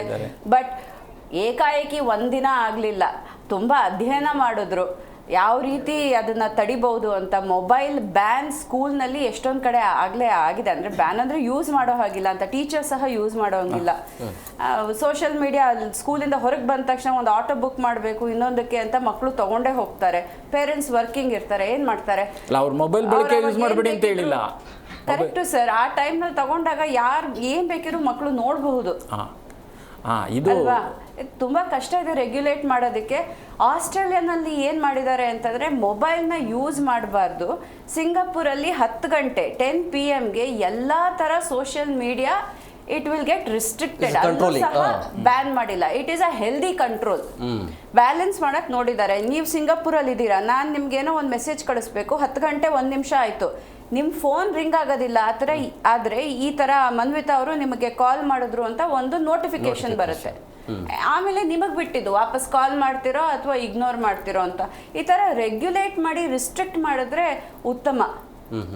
ಸ್ವಲ್ಪ ಕಷ್ಟ ಇದೆ, ಬಟ್ ಇದನ್ನ ಫಸ್ಟ್ ಸ್ಟ್ಯಾಂಡರ್ಡ್ ಇಂದಾನೆ ಈಗಲಿಂದ ಸ್ಟಾರ್ಟ್ ಮಾಡ್ಕೊಂಬಂದ್ರೆ ಅಲ್ಲಿ ಸ್ವಲ್ಪ ಅವಕಾಶ ಇದೆ ನೋಡಿ ಸರ್. ರಜನಿ ಮೇಡಮ್, ಈಗ ಮಕ್ಕಳ ರಕ್ಷಣೆಗಾಗಿ ನಿಮ್ಮ ಆಯೋಗದ ಕಡೆಯಿಂದ ಯಾವ ರೀತಿಯಾಗಿ ಪ್ರಯತ್ನಗಳು ನಡೀತಾ ಇತ್ತು, ಅದರ ಮಧ್ಯೆ ಸರ್ಕಾರ ತಂದಿರುವಂಥ ಈ ನಿರ್ಧಾರದ ಬಗ್ಗೆ ಏನು ಹೇಳ್ತೀವಿ? ಸದ್ಯಕ್ಕೆ ನಿನ್ನೆ ಅಷ್ಟೇ ಇವರು ಅನೌನ್ಸ್ ಮಾಡಿದ್ದಾರೆ ಸರ್ಕಾರ. ಬಟ್ ನಮ್ಮ ಮಕ್ಕಳ ಕಲ್ಯಾಣ ಸಮಿತಿಗೆ ನಾವು ಪಾಲನೆ ಮತ್ತು ಪೋಷಣೆ ಅವಶ್ಯಕತೆ ಇರುವಂಥ ಮಕ್ಕಳನ್ನ ಕೇಸಸ್ ನಾವು ತುಂಬ ನೋಡ್ತಿರ್ತೀವಿ. ಹೀಗಾಗಿ ನಮ್ಮಲ್ಲಿ ಸಾಕಷ್ಟು ಜನ ಮಕ್ಕಳು ಇದಕ್ಕೆ ಮೊಬೈಲ್ ಹವ್ಯಾಸಕ್ಕೆ ಒಳಗಾಗಿ ಹಾಳಾಗಿರೋದು, ಕುಟುಂಬ ಮಟ್ಟದಲ್ಲಿರ್ಬೋದು, ಸಾಮಾಜಿಕ ಮಟ್ಟದಲ್ಲಿರ್ಬೋದು, ಹಾಳಾಗಿ ತುಂಬ ಜನ ವಾಪಸ್ ಎಷ್ಟು ಪ್ರಕರಣಗಳಾಗಿದೆ ಅಂತಂದರೆ, ಮನೆಯಲ್ಲಿ ಹಳ್ಳಿನಲ್ಲಿ ಕೂಡ ಎಷ್ಟು ಪ್ರಕರಣ ಆಗಿದೆ ಅಂತಂದರೆ, ಜೋಳನ ಮಾರಕ್ಕೆ ಅಂತ ತಂದೆ ತಾಯಿ ಇಟ್ಟಿರೋದನ್ನ ಅಷ್ಟು ತಗೊಂಡೋಗಿ ಮಾರಿಬಿಟ್ಟು ಮೊಬೈಲ್ ತಗೊಂಡಿದ್ದಾರೆ ಅಂತ ಒಂದು ಪ್ರಕರಣ ಇದೆ. ಅದರಲ್ಲೂ ನೋಡಿ ನಮ್ಮ ದೇಶದಲ್ಲಿ ಜೆಂಡರ್ ಆ್ಯಟಿಟ್ಯೂಡ್ ಹೇಗಿದೆ ಅಂದರೆ, ಅಪ್ಪ ಅವಾಗ ಅಮ್ಮನ್ನ ಬೈತಾರೆ, ನೀನು ಸರಿಗೆ ಲಾಕ್ ಮಾಡಲಿಲ್ಲ ಅದಕ್ಕೆ ಅವನು ತಗೊಂಡೋಗಿ ಮಾರಿದ್ದಾನೆ ಅಂತ ಹೇಳ್ಬಿಟ್ಟು. ಅಂದರೆ ಮಕ್ಕಳನ್ನ ನಿಯಂತ್ರಣ ಮಾಡೋಕ್ಕಾಗದೇ ಇರೋವಾಗ ಈ ಥರ ಒಂದು ಬ್ಲೇಮ್ ಮಾಡೋವಂಥದ್ದು ಪ್ರಕರಣ ಇದೆ. ಮತ್ತು ಈ ಮೊಬೈಲ್ ಇದರಿಂದ ಅವರು ಏನು ರೆಫರೆನ್ಸ್ ಮಾಡೋದಕ್ಕಿಂತ ಹಾಳಾಗಿರೋದು ಎಷ್ಟು ಅಂತಂದರೆ ಈ ಲೈಂಗಿಕತೆ ಮತ್ತು ಗೇಮ್ಸ್ ಬಗ್ಗೆನೇ ತುಂಬ ಹಾಳಾಗಿದ್ದಾರೆ. 10ನೇ ಕ್ಲಾಸ್ ಆದರೂ ಒಂದು ಅಕ್ಷರ ಓದಕ್ಕೆ ಬರೋದಿಲ್ಲ, ಆದರೆ ಮೊಬೈಲ್ ಬಳಕೆಯಲ್ಲಿ ಮಾತ್ರ ಸೂಪರ್ ಆಗಿರ್ತಾರೆ. ನಾವು ಇಂಥ ಮಕ್ಕಳನ್ನ ರಕ್ಷಣೆ ಮಾಡಿ ನಮ್ಮ ಒಂದು ರಕ್ಷಣಾಲಯದಲ್ಲಿ ಇದು ಮಾಡುವಾಗ ಇಬ್ಬರು ಹುಡುಗರು ಮೊಬೈಲ್ ಅಡಿಕ್ಟ್ಸು. ಒಬ್ಬ ಹುಡುಗ ಇನ್ನೊಬ್ಬ ಹುಡುಗನ ಮೇಲೆ ಯು ಆರ್ ವೆರಿ ಸೆಕ್ಸಿ ಅಂತ ಬರೆದಿದ್ದಾನೆ. ಹೀಗೆ ಈ ಥರ ಇಷ್ಟು ಒಂದು ಮುಂದುವರೆದಿದ್ದಾರೆ. ಆ ಒಬ್ಬ ಹುಡುಗಂಗಂತೂ ಓದೋಕ್ಕೆ ಬರ್ತಿರ್ಲಿಲ್ಲ. ಇನ್ನೊಬ್ಬ ಹುಡುಗ ತುಂಬ ಚೆನ್ನಾಗಿ ಓದ್ತಿದ್ದ. ಅವನನ್ನು ರೀಹ್ಯಾಬಿಲಿಟೇಟ್ ಮಾಡೋಣ ಅಂತ ಹೇಳಿಬಿಟ್ಟು ಬೇರೆ ಒಂದು ಒಳ್ಳೆಯ ಶಿಕ್ಷಣ ಸಂಸ್ಥೆಯಲ್ಲಿ ಇಟ್ಬಿಟ್ಟು ಅವನಿಗೆ ಓದೋಕ್ಕೆಲ್ಲ ಕೊಡ್ತಿದ್ವಿ. ಆದರೆ ಅವ್ನಿಗೆ ಎಷ್ಟು ಗೀಳಾಗಿತ್ತು ಅಂದರೆ ಮತ್ತೆ ಅಲ್ಲಿಂದನೂ ಓಡ್ ಹೋದ. ಅವ್ರ ತಂದೆ ತುಂಬ ಸಂತೋಷ ಪಟ್ಟಿದ್ರು. ಅವ್ರ ತಂದೆ ತಾಯಿ ಈಗ ಬದಲಾಗಿದ್ದಾನೆ, ಹುಡುಗ ಚೆನ್ನಾಗಿದ್ದಾನೆ ಅಂತ ಹೇಳ್ಬಿಟ್ಟು. ಆದರೆ ಮತ್ತೆ ಇನ್ನೊಂದ್ಸತಿ ಬಂದ್ರೆ ನೋಡೋದು ಓಡ್ ಹೋಗಿದ್ದ. ಅವ್ರ ತಂದೆ ಆ ದುಃಖ ತಳಿಲಾರದೆ ಆತ್ಮಹತ್ಯೆ ಮಾಡ್ಕೊಂಡ್ರು. ಇದು ಆಗಿರೋದು? ಹೌದು, ಆಗಿರೋದು ಸತ್ಯ ಘಟನೆ ಇದು. ಮತ್ತೆ ಇನ್ನೊಬ್ಬ ಹುಡುಗ ಏನು ಓದಕ್ಕೆ ಬರ್ತಿರ್ಲಿಲ್ಲ. ಅವ್ರ ತಂದೆ ತಾಯಿ ನಮ್ಗೆ ಈ ಹುಡುಗನೇ ಬೇಡ, ನೀವೇ ಇಟ್ಕೊಳ್ಳಿ ಅಂತ ಬಿಟ್ಟು ಹೋಗ್ಬಿಟ್ರು. ಪೋಷಕರಿಗೂ ಕೂಡ ಭಾರ ಆಗ್ಬಿಟ್ಟಿದೆ ಅಷ್ಟೊಂದು ಇದು. ಇನ್ನು ಕೆಲವು ಪೋಷಕರು ಇಲ್ಲಿ ಒಳ್ಳೆ ಕಾನ್ವೆಂಟಲ್ಲಿ ಒಳ್ಳೆ ಸ್ಕೂಲ್ಗಳಲ್ಲಿ ಓದಿಸ್ತಿದ್ದಾರೆ. ಎಷ್ಟು ಅಡಿಕ್ಟ್ ಆಗಿದ್ದಾರೆ ಅಂದರೆ ಅವ್ರಿಗೆ ನಿಮ್ಮ ಹ್ಯಾಂಡ್ಸಲ್ಲಿ ಟ್ರೀಟ್ಮೆಂಟ್ ಕೊಟ್ಟರು ವಾಪಸ್ ಅವನು ಎಷ್ಟೇ ಆಪ್ತ ಸಮಾಲೋಚನೆ ಮಾಡಿ ಎಷ್ಟೇ ಇದು ಮಾಡಿದ್ರು ವಾಪಸ್ ಬರ್ತಾನೆ ಇಲ್ಲ ಅಡಿಕ್ಷನಿಂದ. ಅಷ್ಟೊಂದು ಅಡಿಕ್ಷನ್ ಮೊಬೈಲ್ ಅಂದರೆ ಒಂಥರ ಗೇಮ್ ಒಳಗಡೆ ಹೋಗ್ಬಿಟ್ರೆ, ಪ್ರವೇಶ ಮಾಡಿಬಿಟ್ರೆ ಅಷ್ಟೊಂದು ಅಡಿಕ್ಷನ್ ಇರುತ್ತಾ? ಹೌದು ಸರ್, ಗೇಮ್ನಲ್ಲಿ ಅವ್ರು ಡಿಸೈನ್ ಮಾಡಿರೋದೇ ಹಾಗೆ. ನೀವು ಗೇಮನ್ನ ಬಿಟ್ಟು ಹೋಗಬಾರ್ದು ಅಂತ ಸಣ್ಣ ಸಣ್ಣ ರಿವಾರ್ಡ್ಸ್ ಕೊಡ್ತಾರೆ. ಒಂದು ಕಾಯಿನ್ ಕೊಡೋದು, ಲೀಡರ್ ಬೋರ್ಡಲ್ಲಿ ನೀವು ಟಾಪಲ್ಲಿ ಇದೆಯಾ ಅಂತ ಹೇಳೋದು, ಅದೇ ಉತ್ತೇಜನಕ. ಆಮೇಲೆ ಏನಾಗುತ್ತೆ ಅಂದರೆ ಈ ಡಾಪಮಿನ್ ಎಫೆಕ್ಟ್ ಅಂತ ಎಲ್ಲರೂ ಮಾತಾಡ್ತಾರಲ್ಲ, ಈ dopamine effect it is very simple. It is not a happy hormone ಅಲ್ಲ ಅದು ಸ್ಯಾಟಿಸ್ಫ್ಯಾಕ್ಷನ್ ಕೊಡುತ್ತೆ. ನನಗೇನೋ ಸಿಕ್ತು, ನನಗೆ ಇದೇ ಥರ ನನಗೆ ಖುಷಿ ಆಗ್ತಾ ಇದೆ ಅಂತ ಅಷ್ಟೇ. ಇಟ್ ಈಸ್ ಒಂಥರ ಸ್ಯಾಟಿಸ್ಫ್ಯಾಕ್ಷನ್ ರಿವಾರ್ಡ್ ಕೊಡುತ್ತೆ. ಬಟ್ ಸರ್, ನನ್ನದೇ ಒಬ್ಬರು ಪೇಷಂಟ್ ಇದ್ದಾರೆ, ಹೆಸರು ಹೇಳಲ್ಲ ಎಲ್ಲಿ ಅಡ್ಮಿಟ್ ಆಗಿದ್ದಾರೆ ಅಂತ, NRI. ಆತ ಎಷ್ಟು ಮೊಬೈಲ್ಗಿಂತಲೂ ಇಂಟರ್ನೆಟ್ಟಿಗೆ ಅಡಿಕ್ಟ್ ಆಗಿದ್ದ ಅಂದರೆ 19 ವರ್ಷದ ಹುಡುಗ. ಅದನ್ನು ಬ್ಯಾನ್ ಮಾಡಿದ್ದಕ್ಕೆ ಇಡೀ ಬಾಡಿ ಹೀಗೆ ಶಿವರಿಂಗು, ಏನು ಕೆಲಸ ಮಾಡೋಕ್ಕಾಗಲ್ಲ, ಇಡೀ ಬಾಡಿ ಶಿವರಿಂಗು. ಮತ್ತು ರಿಸ್ಟ್ರಿಕ್ಟ್ ಮಾಡಿದ್ದಕ್ಕೆ ಆತ ಇರೋದು ಒಂದು ಫೆಸಿಲಿಟಿಲಿ 19 ವರ್ಷದ ಹುಡುಗ. ಮಿಕ್ಕಿದ್ದವರೆಲ್ಲರೂ 35, 45ಇಂದ 60 ತನಕ ಇದ್ದಾರೆ. It's a long stay home. ಅವನು ಅವ್ರ ಜೊತೆ ಫ್ರೆಂಡ್ಶಿಪ್ ಮಾಡಿಕೊಂಡು ಅವ್ರ ಮೊಬೈಲು, ಅವ್ರ ಲ್ಯಾಪ್ಟಾಪ್ನಲ್ಲೂ ಯೂಸ್ ಮಾಡೋದಕ್ಕೆ ಅವ್ನು 2 ಸಲ ಯೋಚನೆ ಮಾಡಲಿಲ್ಲ. ಅಪ್ಪ ಅಮ್ಮ ಇಂಡಿಯಾದಲ್ಲಿ ಬಿಟ್ಬಿಟ್ಟು ನಮ್ಗೆ ಅವ್ನು ಬೇಡ, ಮೇಡಮ್ ಹೇಳ್ದಂಗೆ ಇದು ಇನ್ನೊಂದು ಕೇಸು, ನಮಗೆ ಬೇಡ, ಅವನು ಅಲ್ಲೇ ಇರಲಿ ಅಂತ. ಈ ಥರ ದೊಡ್ಡ ಮನೆತನದಲ್ಲೂ ಅಡಿಕ್ಟ್ ಆಗಿ ಈ ಥರ ಸೇರ್ಕೊಂಡಿರೋದು ಬೇಕಾದಷ್ಟು ಕೇಸ್ ಇದೆ. ಈ ಮೊಬೈಲ್ ಯೂಸ್ ಮಾಡ್ತಾ ಅವ್ರಿಗೆ ನೈಜ ಪ್ರಪಂಚದಿಂದ ಡಿಸ್ಕನೆಕ್ಟ್ ಆಗ್ತಾರಲ್ಲ ಸರ್. ಆ ಮೊಬೈಲ್ ಮೂಲಕನೇ ಶಾರುಖ್ ಖಾನ್ ಲೈಫಲ್ಲಿ ಏನಾಗ್ತಾ ಇದೆ ಅಂತ ಗೊತ್ತು, ರಶ್ಮಿಕಾ ಮದುವೆ ಎಲ್ಲಾಯ್ತು ಅಂತ ಗೊತ್ತು, ಆಮೇಲೆ ನಮ್ಮ ಮೋದಿಜಿ ಏನು ಹೇಳಿದ್ರು ಅಂತಾನು ಗೊತ್ತು, ಸಿದ್ದರಾಮಯ್ಯಜಿ ಏನು ಹೇಳಿದ್ರು ಅಂತಾನು ಗೊತ್ತಾಗುತ್ತೆ. ಮತ್ತು ಅವನು ರಿಯಲ್ ಲೈಫಿಗೆ ಏನಕ್ಕೆ ಬರ್ತಾನೆ? ನಾನು ಹೇಮಕುಮಾರ್ ಸರ್ ಜೊತೆ ನಾನು ಮಾತಾಡಬೇಕು ಅಂತಂದರೆ ಇನ್ಸ್ಟಾಗ್ರಾಮ್ನಲ್ಲಿ ಮಾತಾಡ್ತೀನಿ. ಆ ಥರ ಮೊಬೈಲಿಂದಾನೇ ಅವರು ಜೀವನನ ಅರ್ಥ ಮಾಡ್ಕೊತಾ ಇದ್ದಾರೆ ಸೋಷಿಯಲ್ ಮೀಡಿಯಾ ಮೂಲಕ. ಆ್ಯಂಡ್ ಸೋಷಿಯಲ್ ಮೀಡಿಯಾನೂ ಅಷ್ಟೇ ಸರ್, ಅದು ಒಂದು ಟ್ರ್ಯಾಪ್. ಆ ಸೋಷಿಯಲ್ ಮೀಡಿಯಾನಲ್ಲಿ ಕೌಂಟ್ ಆಗೋದು ಲೈಕ್ಸು, ಆಮೇಲೆ ಎಷ್ಟು ಜನ ನಿಮ್ಮ ಏನಂತಾರೆ ಕಾಂಟ್ಯಾಕ್ಟಲ್ಲಿ ಇದ್ದಾರೆ, ಮತ್ತು ವ್ಯೂಸು. ಅದು ಹೆಚ್ಚಿಗೆ ಆದಷ್ಟು ಅವ್ರಿಗೇನೋ ಇವಾಗ ಸೋಷಿಯಲ್ ಮೀಡಿಯಾನಲ್ಲಿ ಬೆಳೆಸಿರೋದು, ನಿಮ್ಗೆ ಜಾಸ್ತಿ ಜನ ಕಾಂಟ್ಯಾಕ್ಟ್ಸ್ ಇದ್ದರೆ you are a great person ಅಂತ. Yes, you are a great person, but ಅದಕ್ಕೊಂದು ವಯಸ್ಸಿರುತ್ತೆ, ಅದಕ್ಕೊಂದು ಪ್ರೊಫೆಷನ್ ಇರುತ್ತೆ. ಮಕ್ಕಳು ಮಧ್ಯ ಆ ಏಜಿಗೆ ಸೋಷಿಯಲ್ ಮೀಡಿಯಾನ ಓಪನ್ನೇ ಮಾಡಬಾರ್ದಿತ್ತು. You should not allow. Social ಮೀಡಿಯಾನಲ್ಲಿ ಅಂಡರ್ 13 ಇದ್ರೆ ವಿತ್ ಪೇರೆಂಟಲ್ ಕನ್ಸೆಂಟ್ ನೀವು ಯೂಸ್ ಮಾಡ್ಬೋದು ಅಂತ ಇದೆ. ಅದನ್ನೆಲ್ಲ ಯಾಕೆ ಇಂಟ್ರೊಡ್ಯೂಸ್ ಮಾಡಿದ್ರು ಫಸ್ಟ್ ಪ್ಲೇಸಲ್ಲಿ? ಅದು ಮಾಡ್ದಲೇ ಇದ್ದಿದ್ರೆ 18 ಇರಬೇಕು, ಇಲ್ಲಾಂತಾರೆ ಯೂಸೇ ಮಾಡೋಂಗಿಲ್ಲ. ಇಷ್ಟೆಲ್ಲ ರಂಪಾಟನೇ ಆಗ್ತಾ ಇರಲಿಲ್ಲ. ಯಾವತ್ತೋ ಸುಧಾರಣೆ ಆಗಿರೋದು ಸರ್. ಇವಾಗ ಮೊದಲು ಪೇರೆಂಟ್ಸೇನೆ ಕಲಿಸಿರ್ತಾರೆ ಮಕ್ಕಳಿಗೆ ಮೊಬೈಲ್ ನೋಡೋದನ್ನು. ಯಾವಾಗ ನೀವು ಹೇಳ್ದಂಗೆ ಅವ್ರು ಊಟ ತಿನ್ನಲಿ ಅಂತ ಶುರು ಮಾಡಿದ್ದು, ನಂತರ ಅದು ಅವರು ಅಡಿಕ್ಟ್ ಆಗ್ತಾರೆ. ಆಮೇಲೆ ಯಾವಾಗ ಅವರು ಅಡಿಕ್ಟ್ ಆಗ್ತಾರೋ ಹೊರಗಡೆ ಬನ್ನಿ ಅಂತ ಪ್ರಯತ್ನ ಪಡ್ತಾರೆ ಪೋಷಕರು. ಅಷ್ಟರಲ್ಲಿ ಅವನು ಅಡಿಕ್ಟ್ ಆಗಿರ್ತಾನೆ. ಈಗ ಅದನ್ನ ಹೇಳೋದು, ಮಕ್ಕಳ ಕೈಯಲ್ಲಿ ಅಂತೂ ಫೋನ್ ಇರೋದಿಲ್ಲ, ಪೋಷಕರ ಕೈಯಿಂದಾನೇ ಮಕ್ಕಳ ಕೈಯಲ್ಲಿ ಫೋನ್ ಬರುತ್ತೆ. ಹೌದು. ಬಟ್ ನೀವು ಕೆಲವೊಂದು ಈಗ ಯೂಟ್ಯೂಬ್, ಇನ್ಸ್ಟಾ ಹೇಗೆ ಬ್ಯಾನ್ ಮಾಡ್ತೀರಿ? ಯಾಕಂದ್ರೆ ಪೇರೆಂಟ್ಸ್ ಫೋನ್ ಅದು ಪೇರೆಂಟ್ಸ್ ಅದನ್ನ ಹೇಳಿದ್ರು ಕರೆಕ್ಟ್ ಅಲ್ವಾ? ಪೇರೆಂಟ್ಸ್ ಅದು ಅವ್ರದ್ದು ಫೋನೇ ಅಲ್ವಾ ಅದು? 16 ವರ್ಷ ಯಾವ ದುಡ್ದು ಮೊಬೈಲ್ ತಗೋತಾನೆ? ಕರೆಕ್ಟ್ ಅಲ್ವಾ? ಪೇರೆಂಟ್ಸ್ ಅದು ಫೋನು, ನೀವು ಹೇಗೆ ಅಪ್ಲಿಕೇಶನ್ ಬ್ಯಾನ್ ಮಾಡ್ತೀರಿ ಅಂತ? ಅಲ್ಲ, ಒಂದು ಅವರು ಇಲ್ಲಿ ಮಾಡ್ಬೋದು, ಸಾರ್ವಜನಿಕ ಸ್ಥಳದಲ್ಲಿ, ಶಾಲಾ ಕಾಲೇಜಲ್ಲಿ ಮಾಡ್ಬೋದು. ಮನೆಯಲ್ಲಿ ಹೇಗೆ ಮಾಡೋಕ್ಕಾಗುತ್ತೆ? ನೀವು ಯಾವುದೇ ಒಂದು ಕಾನೂನು ಮೂಲಕ ನಾವು ಏನು ರಿಸಲ್ಟ್ ತರ್ತೀವಿ ಅನ್ನೋದು ಸುಳ್ಳು. ಇಲ್ಲಿ ಮನೆಯಲ್ಲಿ ನೋಡ್ತಾನೆ, ಮನೆಯಲ್ಲಿ ಹೇಗೆ ಬ್ಯಾನ್ ಮಾಡ್ತೀರಾ? ಪ್ರಾಕ್ಟಿಕಲ್ ಆಗಿ ನೋಡುವ ಟೆಕ್ನಾಲಜಿ ಯೂಸ್ ಮಾಡಿದ್ದಾರೆ, ಫೇಸ್ ಸ್ಕ್ಯಾನಿಂಗ್ ಅಂತ. ಫೇಸ್ ಸ್ಕ್ಯಾನ್ ಮಾಡಿದ್ರೆ ಮಾತ್ರ ಸೋಷಿಯಲ್ ಮೀಡಿಯಾ ಅಥವಾ ಗೇಮಿಂಗ್ ಓಪನ್ ಆಗೋದು. ಐ ಥಿಂಕ್ ಮೈಂಡ್ ಕ್ರಾಫ್ಟ್ ಅಲ್ಲಿ ಇವಾಗ ಅದನ್ನು ಇಂಟ್ರೊಡ್ಯೂಸ್ ಮಾಡಿ, ಅದೊಂದು ಗೇಮು. ತುಂಬಾ ಸರ್ವರ್ ಅಲ್ಲಿ ಏನೇನೋ ಆಗ್ತಾ ಇತ್ತು ಅಂತ ಇವಾಗ they have introduced face scan. But face ಸ್ಕ್ಯಾನ್ಗೆ ಮಕ್ಕಳು ಅದಕ್ಕೂ ಒಂದು ಟ್ರಿಕ್ ಕಂಡುಹಿಡಿದಾರೆ, ಹೇಳ್ಬಾರ್ದು ಆದ್ರೂ ಹೇಳ್ತಾ ಇದ್ದೀನಿ. ಫೋಟೋ ಇಟ್ಬಿಡ್ತಾರೆ, ಫೋಟೋ ತೋರಿಸ್ತಾರೆ, ಸ್ಕ್ಯಾನ್ ಆಗುತ್ತೆ ಸರ್. ಆಗುತ್ತೆ, ಸ್ಕ್ಯಾನ್ ಆಗುತ್ತೆ.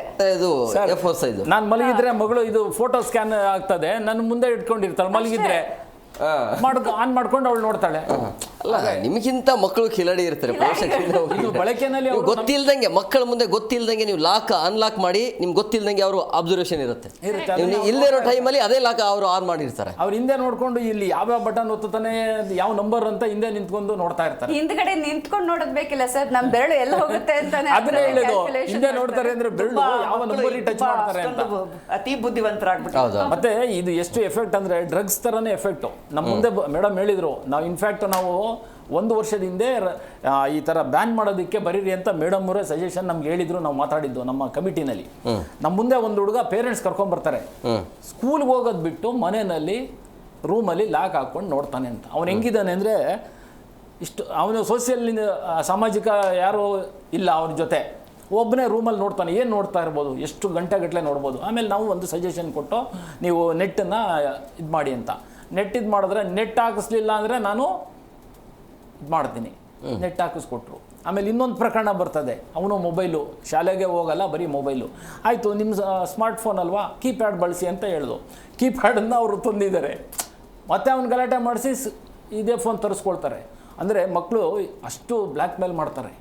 ಒಂದು ಏನೇನಾಗಿದೆ ಅಂದರೆ ನಾನು ಹೇಳ್ಬಿಡ್ತೀನಿ, ನಮ್ಮ ಮುಂದೆ ಬಂದಿರೋದು, ತಂದೆ ಬೈದಿರೋದಕ್ಕೆ ಹೋಗಿ ಸತ್ತೋಗಿದ್ದಾನೆ. ಒಬ್ಬನೇ ಮಗ, 1000 ಕೋಟಿ ಒಡೆಯರಿದ್ದಾರೆ, ಒಬ್ಬನೇ ಮಗ ತೀರೋಗಿದ್ದಾನೆ. ಮಗು ಬೇಕು ಅಂತ ಅವ್ರು ನಮ್ಮ ಹತ್ರ ಬರ್ತಾರೆ, ಎಷ್ಟು ನೋಡಿ. ಆಮೇಲೆ ತಾಯಿಗೆ ಚಾಕ್ ಹಾಕಿದ್ದಾನೆ, ಬ್ಯಾಟಲ್ಲಿ ಹೊಡೆದು ಹಣೆ ಹೊಡೆದು ಹಾಕಿದ್ದಾನೆ. ಮನೆ ಬಿಟ್ಟು ಹೋಗ್ತಾರೆ, ಮೊಬೈಲ್ ಬೇಕು ಅಂತ. ಮೊಬೈಲ್ ಬೇಕು ಅಂತ ಕೊಡ್ಲಿಲ್ವಾ, ಮನೆ ಬಿಟ್ಟು ಬರ್ತಾರೆ.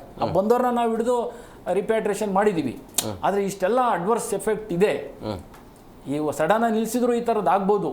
ಅದರಿಂದ ಹೊರಗಡೆ ಹಂತವಾಗಿ ತರೋದಕ್ಕೆ ಕ್ರಿಯಾಯೋಜನೆ ಮಾಡಬೇಕು. ಅವರಿಗೆ ಕೌನ್ಸಿಲಿಂಗ್ ಮಾಡಬೇಕಾಗುತ್ತೆ, ಕ್ರಮೇಣವಾಗಿ ಅವ್ರನ್ನ ಆ ಅಡಿಕ್ಷನ್ನಿಂದ ಹೊರಗಡೆ ತರಬೇಕಾಗುತ್ತೆ. ಏನು ಅವರು ರೂಮಲ್ಲಿ ಸೇರ್ಕೊಂಡ್ಬಿಟ್ಟಿದ್ದಾರೆ ಇವಾಗೆಲ್ಲ ಮೊಬೈಲು, ಅವರಿಗೆ ಬೇರೆ ಬೇರೆ ಆರೋಗ್ಯ ತೊಂದರೆ ಬರುತ್ತೆ, ಮಾನಸಿಕ ತೊಂದರೆನೂ ಬರುತ್ತೆ. ಯಾವುದೇ ಒಂದು ಮಕ್ಕಳ ಜೊತೆ ಇಲ್ಲ ಅಂದರೆ ದೇಹದ ಸಮಸ್ಯೆ, ಆರೋಗ್ಯನೇ ಇತ್ತೀಚೆಗೆ ಇಲ್ಲ ಮಕ್ಕಳಿಗೆ. ಆ ಥರದ್ದಾಗಿದೆ ಎಲ್ಲ ಕಾಯಿಲೆಗಳು.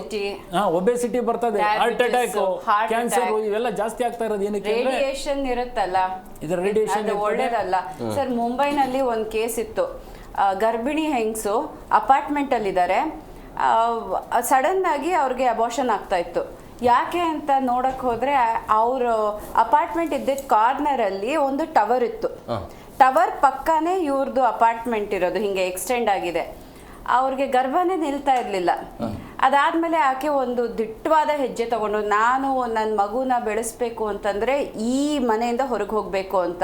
ಡಿವೋರ್ಸೇ ಆಯಿತು. ಅವ್ರು ಮತ್ತೆ ಪ್ರೆಗ್ನೆಂಟ್ ಆದರೂ ಬೇರೆ ಕಡೆ ಹೋಗಿಬಿಟ್ಟು, ನಾನು ವಾಪಸ್ ಬರೋದಿಲ್ಲ, ನೀವು ಮನೆ ಚೇಂಜ್ ಮಾಡಿ, ಇಲ್ಲ ಅಂತಾನೆ ನನಗೆ ಗೊತ್ತು ಅದರ ಸೈಡ್ ಎಫೆಕ್ಟು ಮಗುಗೂ ಹಾಳಾಗುತ್ತೆ, ಮಗು ಆರೋಗ್ಯದ ಮೇಲೂ ಈ ಥರ ದುಷ್ಪರಿಣಾಮ ಬೀರುತ್ತೆ ಅಂದ್ಬಿಟ್ಟು she actually went outside. ಆಮೇಲೆ ಅವರನ್ನ ಮತ್ತೆ ಸೇರಿಸಿದ್ರು, they are back as a family. But ತಾಯಿ ಆದವರ ಕರ್ತವ್ಯ ಎಷ್ಟು ಇಂಪಾರ್ಟೆಂಟ್ ಇರುತ್ತೆ ಅಂತ ನಾಪ್ಸೋದಕ್ಕೆ ಇದನ್ನು ಹೇಳಿದೆ. ಆಕೆ ಸರ್ ಹೇಳ್ದಾಗೆ ಫೋನ್ ಕೊಡ್ದಲೇ ಹೋದರೆ ಮಗು ಬಹುಶಃ ಫೋನ್ ಮೂಲಕ ನಾನು ಎಂಜಾಯ್ ಮಾಡ್ಬೋದು ಅನ್ನೋದು ಮನಸ್ಸಿಗೆ ಬರೋದಿಲ್ಲ. ತುಂಬ ಸಣ್ಣ ವಯಸ್ಸಿಂದಾನೇ ನಾವು ತಿದ್ದಬೇಕು. ಮತ್ತು ಎಷ್ಟು ಈಗ ಅಂದರೆ ತಂದೆ ತಾಯಿಗಳು ಅವರೇ ಫಸ್ಟ್ ಅಡಿಕ್ಟ್ ಆಗಿದ್ದಾರೆ, ಫಸ್ಟ್ ಅವರು ಕಡಿಮೆ ಮಾಡ್ಕೋಬೇಕಾಗಿದೆ. ನಾವು ಮೊನ್ನೆ ಒಂದು ಕೆಲವು ದಿವಸಗಳ ಹಿಂದೆ ಚೆನ್ನೈಯಿಂದ ಬೆಂಗಳೂರಿಗೆ ಬರ್ತಿದ್ದೆ ಟ್ರೈನಲ್ಲಿ. ತಂದೆ ತಾಯಿ ಮಗು ಮಧ್ಯದಲ್ಲಿ ಲ್ಯಾಪ್ಟಾಪಿಂದ ಅವರು ಚೆನ್ನೈಯಲ್ಲಿ ಶುರು ಮಾಡಿ ಸಿನಿಮಾ ನೋಡ್ತಿರೇನೋ, ಬೆಂಗಳೂರು ಬರೋರು ಅದನ್ನ 3 ಜನ ಅದರಲ್ಲೇ ಮುಳುಗೋಗಿತ್ತು. ಊಟ ಬಂದ ಮಾತ್ರ ಊಟ ಮಾಡಿದ್ರಷ್ಟೇ. ಅದ್ ನೋಡ್ಕೊಂಡೇ ಊಟ ಮಾಡೋದು. ಆ ಹುಡುಗ ಇನ್ನು 5 ವರ್ಷ 6 ವರ್ಷದ ಹುಡುಗ ಹಾಂ ದಾರಿನಲ್ಲಿ ಬರೋವಾಗ ಪರ್ವತಗಳು ತೋರಿಸ್ಬೋದು, ನದಿಗಳು ತೋರಿಸ್ಬೋದು, ಬೆಟ್ಟ ಗುಡ್ಡ, ಬರೋ ಜನ ಎಲ್ಲ ತೋರಿಸ್ಬೋದಿತ್ತು. ಈ ಯಾವುದು ಬೆಳವಣಿಗೆ, ಮಾನಸಿಕವಾಗಿ ಬೆಳವಣಿಗೆನೇ ಆಗಿದೆ. ಬರೀ ಅದನ್ನೇ ನೋಡಿದ್ರೆ ನಾಳೆ ಆ ಮಗು ಹೇಗೆ ಮಾನಸಿಕವಾಗಿ ಸಾಮಾಜಿಕವಾಗಿ ಆರೋಗ್ಯವಾಗಿರ್ತಾರೆ. ಬರೀ ದೈಹಿಕ ಆರೋಗ್ಯ ಒಂದೇ ಅಲ್ಲ, ಮಾನಸಿಕವಾಗಿ ಕೂಡ ಅವರು ತುಂಬ ಕುಂಠಿತಗೊಳ್ತಾರೆ. ಮತ್ತು ಏನೋ ಒಂದು ಅವ್ರಿಗೆ ಏನಾರೋ ಒಂದು ಸಲಹೆ ಬೇಕು ಅಂದ್ರೆ ಹೋಗಿ ಇವತ್ತು ಇನ್ಸ್ಟಾಗ್ರಾಮ್ ಅಥವಾ ಇದರಲ್ಲಿ ಕೇಳಬೇಕಾಗಿದೆ. ತಂದೆ ತಾಯಿ ಅವ್ರಿಗೆ ಟೈಮ್ ಕೊಡ್ತಾ ಇಲ್ಲ. ನನಗೆ ಇದು ಬೇಕು, ಇದಿಲ್ಲ, ನನಗೆ ಹಸುವಾಗ್ತಿದೆ ಅಥವಾ ನನ್ನ ಇಲ್ಲಿ ಕರ್ಕೊಡೋ ಅಲ್ಲಿ ಕರ್ಕೊಡೋ, ಏನೂ ಇಲ್ಲ. ಎಲ್ಲನೂ ಸಲಹೆ ಅಲ್ಲೇ ಬರ್ತಿದೆ. ತಂದೆ ತಾಯಿಗಳು ಮೊದಲು ಅವರು ಅಡಿಕ್ಷನ್ ಕಡಿಮೆ ಮಾಡಿಕೊಂಡ್ರೆ ಮಾತ್ರ ಇದು ಸಾಧ್ಯ ಆಗುತ್ತೆ. ಮತ್ತು ಇದು ತುಂಬ ಒಳ್ಳೆ ಸ್ವಾಗತಾರ್ಹ ಕ್ರಮ ಮಾತ್ರ ಸರ್ಕಾರ ಏನು ಹೇಳಿದೆ. ಆದರೆ ಅದನ್ನ ಹೆಂಗೆ ಇಂಪ್ಲಿಮೆಂಟ್ ಮಾಡುತ್ತೆ ಅನ್ನೋದು ಚಾಲೆಂಜ್. ಖಂಡಿತ ಸುಮಾರು ಎಲ್ಲ ವಿವಿಧ ಕ್ಷೇತ್ರಗಳ ತಜ್ಞರನ್ನ ಕರೆಸ್ಬೇಕು. ಮತ್ತೆ ಸರ್ಕಾರಿ ಶಾಲೆಯಿಂದ ಮಕ್ಕಳು ಬರಬೇಕು, ದೊಡ್ಡ ದೊಡ್ಡ ಶ್ರೀಮಂತ ಶಾಲೆಗಳಿಂದ ಮಕ್ಕಳು ಬರಬೇಕು, ಪೋಷಕರು ಬರಬೇಕು, ಹಲವಾರು ಸುತ್ತುಗಳ ಸಭೆ ಮಾಡಿ ಮತ್ತೆ ಬೇರೆ ವಿದ್ಯಾರ್ಥಿಗಳು ಬಂದ್ರೆ ವಿದ್ಯಾರ್ಥಿಗಳು ಒಪ್ಕೊಳ್ತಾರ. ಇಲ್ಲ ಸರ್, ಅವ್ರು ಹೇಳ್ತಾರೆ ಇಂಟರ್ನೆಟ್ ಬ್ಯಾನ್ ಮಾಡಿದ್ರೆ ನಮ್ಗೆ ಇನ್ನೇನ್ ಬೇಕು ಪರ್ಯಾಯವಾಗಿ, ಆಲ್ಟರ್ನೇಟಿವ್ ಸಿಸ್ಟಮ್ ಏನ್ ಬೇಕು ಅಥವಾ ಆಲ್ಟರ್ನೇಟಿವ್ ಕ್ರಮಗಳೇನ್ ಬೇಕು, ಅವ್ರ ಕಡೆಯಿಂದ ಆಗ್ಬೇಕು ಅಂದ್ರೆ ಅವ್ರ ಕಡೆಯಿಂದಾನೇ ಸಲಹೆ ಬಂತು ಅಂದ್ರೆ ಇಟ್ಸ್ ಈಸಿ ಅಲ್ವಾ ಸರ್? ಅವ್ರ ಅಭಿಪ್ರಾಯ ಕೇಳೋದು ತುಂಬಾ ಒಳ್ಳೆ ಸಲಹೆ ಅದು. ಆಮೇಲೆ ನೀವು ಹೇಳಿದ್ರಿ ಸರ್, ಅಂದ್ರೆ ಮಕ್ಕಳ ಅಭಿಪ್ರಾಯ ಇಲ್ಲದೆ, ಪೋಷಕರ ಅಭಿಪ್ರಾಯ ಇಲ್ಲದೆ ಹೇಗೆ ನಿರ್ಧಾರಕ್ಕೆ ಬಂದಿದ್ರಿ ಅಂದ್ರೆ ಮಕ್ಕಳ ಸ್ವಾತಂತ್ರ್ಯವನ್ನ ಕಿತ್ಕೊಳ್ಳುವಂತ ಕೆಲಸ ಆಗ್ತಿದೆ ಅಂತ ಅನ್ಸುತ್ತಾ ನಿಮಗೆ ಈ ಮೊಬೈಲ್ ಬ್ಯಾನ್ ಇಂದ? ಇಲ್ಲ, ನಾವು ಸಂವಿಧಾನ ಕಾನೂನಾತ್ಮಕವಾಗಿ ಜಾರಿ ಮಾಡೋದಾದ್ರೆ ಅದು ಕಾನೂನು ಉಲ್ಲಂಘನೆ, ಸಂವಿಧಾನದ ಉಲ್ಲಂಘನೆ. ಅದು ಮಕ್ಕಳ ಮೂಲಭೂತ ಹಕ್ಕಾಗಿತ್ತು ಭಾಗವಹಿಸುವಿಕೆ. ಅವರ ಅಭಿಪ್ರಾಯ ಕೇಳ್ತಕ್ಕಂಥದ್ದು ಸರ್ಕಾರದ ಆದ್ಯ ಕರ್ತವ್ಯ. ಇವರು ಏನು ಯುನೈಟೆಡ್ ನೇಷನ್ಸು ಅಲ್ಲಿ ಒಪ್ಪಂದ ಮಾಡ್ಕೊಂಡಿದ್ದಾರೆ ಮಕ್ಕಳ ಹಕ್ಕುಗಳ ಒಡಂಬಡಿಕೆಗೆ. ನಮ್ಮ ಸರ್ಕಾರ ಸೈನ್ ಹಾಕಿದೆ, ಭಾರತ ಸರ್ಕಾರ. ಮಕ್ಕಳ ಹಕ್ಕುಗಳನ್ನು ಗೌರವಿಸ್ತೀವಿ, ಮಕ್ಕಳ ಹಕ್ಕುಗಳನ್ನ ಎತ್ತಿ ಹಿಡಿತೀವಿ ಅಂತ. ನೀವು ಇದನ್ನು ಮಾಡಿದ್ರೆ ರಕ್ಷಣೆನೂ ಮಾಡಲಿಲ್ಲ, ಎತ್ತಿನೂ ಹಿಡಿಲಿಲ್ಲ, ಗೌರವಿಸಲಿಲ್ಲ, ಆವಾಗ ಉಲ್ಲಂಘನೆ ಆಯಿತು. ಈ ಉಲ್ಲಂಘನೆ ಮಾಡಬಾರ್ದು. ಯಾಕೆ ಕಾನೂನಾತ್ಮಕವಾಗಿ ನಾವು ಏನೇ ಮಾತಾಡಿದ್ರು ಕಾನೂನಾತ್ಮಕವಾಗಿ ಮಾತಾಡ್ತೀರಾ, ಜಾರಿ ಮಾಡ್ತೀರಲ್ವ, ಇದು ಕಾನೂನೇ ಅಲ್ವಾ, ಉಲ್ಲಂಘನೆ ಮಾಡಿದ್ದೀರಾ, ಅದು ಉಲ್ಲಂಘನೆ ಆಯಿತು. ಇದಾಗಬಾರ್ದು. ಮುಂದೆ ಇಂಥ ಮಕ್ಕಳ ಯಾವುದೇ ಒಂದು ಕಾನೂನನ್ನು ಜಾರಿ ಮಾಡಬೇಕಾದ್ರೆ ಮಕ್ಕಳ ಅಭಿಪ್ರಾಯನ ಪಡ್ಕೊಳ್ಳೋದು ಒಳ್ಳೆಯದು, ಗೌರವಿಸ್ದಂಗೆ ಆಗುತ್ತೆ, ಮಕ್ಕಳ ಹಕ್ಕನ್ನು ರಕ್ಷಣೆ ಮಾಡ್ದಂಗೆ ಆಗುತ್ತೆ. ನಾವು ಮಕ್ಕಳ ಹಕ್ಕುಗಳ ಪ್ರತಿಪಾದಕರಾಗಿ ಇದನ್ನು ನಾವು ಮಾಡಲೇಬೇಕಾಗುತ್ತೆ. ಮನ್ವಿತಾ ಮೇಡಮ್ ಅವರು, ಈಗ ಪ್ರಮುಖವಾಗಿ ಈ ಪ್ರೀತಿ ಪ್ರೇಮ ದುಶ್ಚಟಗಳಿಗೆ ಮೊಬೈಲ್ ಪ್ರೇರಣೆ ಆಗ್ತಿದೆಯಾ ಅನ್ನುವಂಥ ಪ್ರಶ್ನೆ ಈಗ ಆಗ್ತಿದೆ ಸರ್. ಖಂಡಿತ ಆಗ್ತಾ ಇದೆ. ಮಕ್ಕಳಿಗೆ ಗೊತ್ತಿರಲ್ವಲ್ಲ ಪ್ರೀತಿ ಪ್ರೇಮ ಏನು ಅಂತ. ಮೊಬೈಲ್ ನೋಡಿ ಕಲಿತಿದ್ದಾರೆ. ಮೊಬೈಲಲ್ಲೇ, ಯಾಕಂದರೆ ಮೊಬೈಲಲ್ಲಿ ಕೆಲವೊಂದು ಮೇಡಮ್ ಹೇಳ್ದಂಗೆ ಟಿಪ್ಸ್ ಕೊಡ್ತಾರೆ. ಯಾವ ರೀತಿ ಪ್ರೀತಿನಲ್ಲಿ ಮುಳುಗಬೇಕು, ಯಾವ ರೀತಿ ಪ್ರೀತಿನಲ್ಲಿ ಹೇಳ್ಬೇಕು ಅಂತ. ಮಕ್ಕಳಿಗೆ ಎರಡೂ ನೋಡ್ತಾರೆ, ಏನ್ ಮಾಡ್ಬೇಕು ಅಂತ ಗೊತ್ತಿಲ್ಲ. ಲೆಟ್ ಮೀ ಬ್ರೇಕಪ್ ಆದ್ರೆ ಏನ್ ಮಾಡ್ಬೇಕು, ಬ್ರೇಕಪ್ ಆದ್ಮೇಲೆ ಅದರಿಂದ ಆಚೆ ಬರೋದು ಹೇಗೆ ಅಂತ ಎಲ್ಲ. It's an information explosion. ಅದಲ್ದಲೇನೆ ನಮ್ಮ ಬಾಲ್ಯನೂ ಯೋಚನೆ ಮಾಡಿದ್ರು ಎಲ್ಲ ಸಾಂಗ್ಸ್ ಇರೋದಲ್ಲ, ಬಾಲಿವುಡ್ ಮತ್ತೆ ನಮ್ಮ ಸ್ಯಾಂಡಲ್ವುಡ್ ಸಾಂಗ್ಸ್ ಎಲ್ಲಾನು ಒಂದು ಪ್ರೀತಿಯ ಸುತ್ತಲೇ ಆ ಸಾಂಗ್ಸ್ ಇರೋದು. ಬಟ್ ಅವತ್ತು ಮೌಲ್ಯಗಳಿತ್ತು. ಇವತ್ತು ಸಾಂಗ್ಸ್ ಇದೆ ಬಟ್ ಬ್ರೇಕಪ್ ಸಾಂಗ್ಸ್ ಇದೆ. ಆಮೇಲೆ ಒಂದು ಹುಡುಗಿನ ಪಟಾಯಿಸ್ಬೇಕು ಅಂತಾರೆ ಪ್ರೀತ್ಸೆ ಅಂತ ಹಾಡು ಅಂತ. ಅವ್ರಿಗೆ ಅದೊಂಥರ ಹೈ ಕೊಡ್ತಾ ಇರುತ್ತೆ, ನನಗೂ ಬೇಕು. ಅಲ್ಲಿ ನಮ್ಮ ಸೆಲೆಬ್ರಿಟೀಸು ಪಿಕ್ಚರಲ್ಲಿ ತೋರಿಸ್ತಾ ಇರೋದು ಅದೇ. May be that is common. So ನನಗೊಂದು ಗರ್ಲ್ ಫ್ರೆಂಡು, ಒಂದು ಬಾಯ್ ಫ್ರೆಂಡು ಹುಡುಕ್ತೀನಿ ಅಂತ ಡೇಟಿಂಗ್ ಆ್ಯಪ್ಗಳು ಬಂದಿದೆ. ಮ್ಯಾಟ್ರಿಮೋನಿಯಲ್ ಸರ್ವಿಸಸ್ಸು ಇವಾಗ ಇಟ್ಸ್ ಆನ್ಲೈನ್ ಯೂಸ್ ಮಾಡ್ತಾ ಇದ್ದಾರೆ ಸರ್. ಬಟ್ ಅಲ್ಲೂ ಎಷ್ಟೊಂದು ಸೈಬರ್ ಬುಲಿಯಿಂಗ್ ಆಗ್ತಾ ಇದೆ, ಆಮೇಲೆ ಎಕ್ಸ್ಟಾರ್ಷನ್ ಆಗುತ್ತೆ. ಮಕ್ಕಳಿಗೆ ಗೊತ್ತಿರೋದಿಲ್ಲ, ಅದ್ರೊಳಗೆ ಸಿಗಾಕೊಂಡ್ಬಿಡ್ತಾರೆ, ಆತ್ಮಹತ್ಯೆ ಮಾಡ್ಕೊತಾರೆ. ಆಮೇಲೆ ಎಲ್ಲನೂ ಸೋಷಿಯಲ್ ಮೀಡಿಯಾದಲ್ಲಿ ಕಾಣಿಸೋದು ಸತ್ಯ ಅಲ್ಲ. ಅದರಲ್ಲಿ ಎಷ್ಟೊಂದು ಸುಳ್ಳಿರುತ್ತೆ, ಎಷ್ಟೊಂದು ಫ್ಯಾಬ್ರಿಕೇಟೆಡ್ ಇರುತ್ತೆ. ಮಕ್ಕಳು ಅದನ್ನೇ ನಂಬ್ಕೊಂಡು ಆ ವ್ಯಕ್ತಿ ತುಂಬ ಒಳ್ಳೆಯವರು ಅಂತಲೂ ಯೋಚನೆ ಮಾಡ್ತಾರೆ. ಆಮೇಲೆ ಇವತ್ತಿನ ಮಕ್ಕಳಲ್ಲಿ ಸಣ್ಣ ಮಕ್ಕಳನ್ನ ನರ್ಸರಿ ಫಸ್ಟ್ ಸ್ಟ್ಯಾಂಡರ್ಡ್ ಆ ಮಕ್ಕಳು ಹೇಳ್ತಾರೆ ಸರ್, ಅವ್ನು ಯಾರು ನನ್ನ ಮೈ ಬಾಯ್ ಫ್ರೆಂಡ್ ಅಂತ. ಆಮೇಲೆ ಪೇರೆಂಟ್ಸೇ ಕೇಳ್ತಾರೆ, ನಿನ್ನ ಗರ್ಲ್ ಫ್ರೆಂಡಾ, ನಿನ್ನ ಬಾಯ್ ಫ್ರೆಂಡಾ ಅಂತ.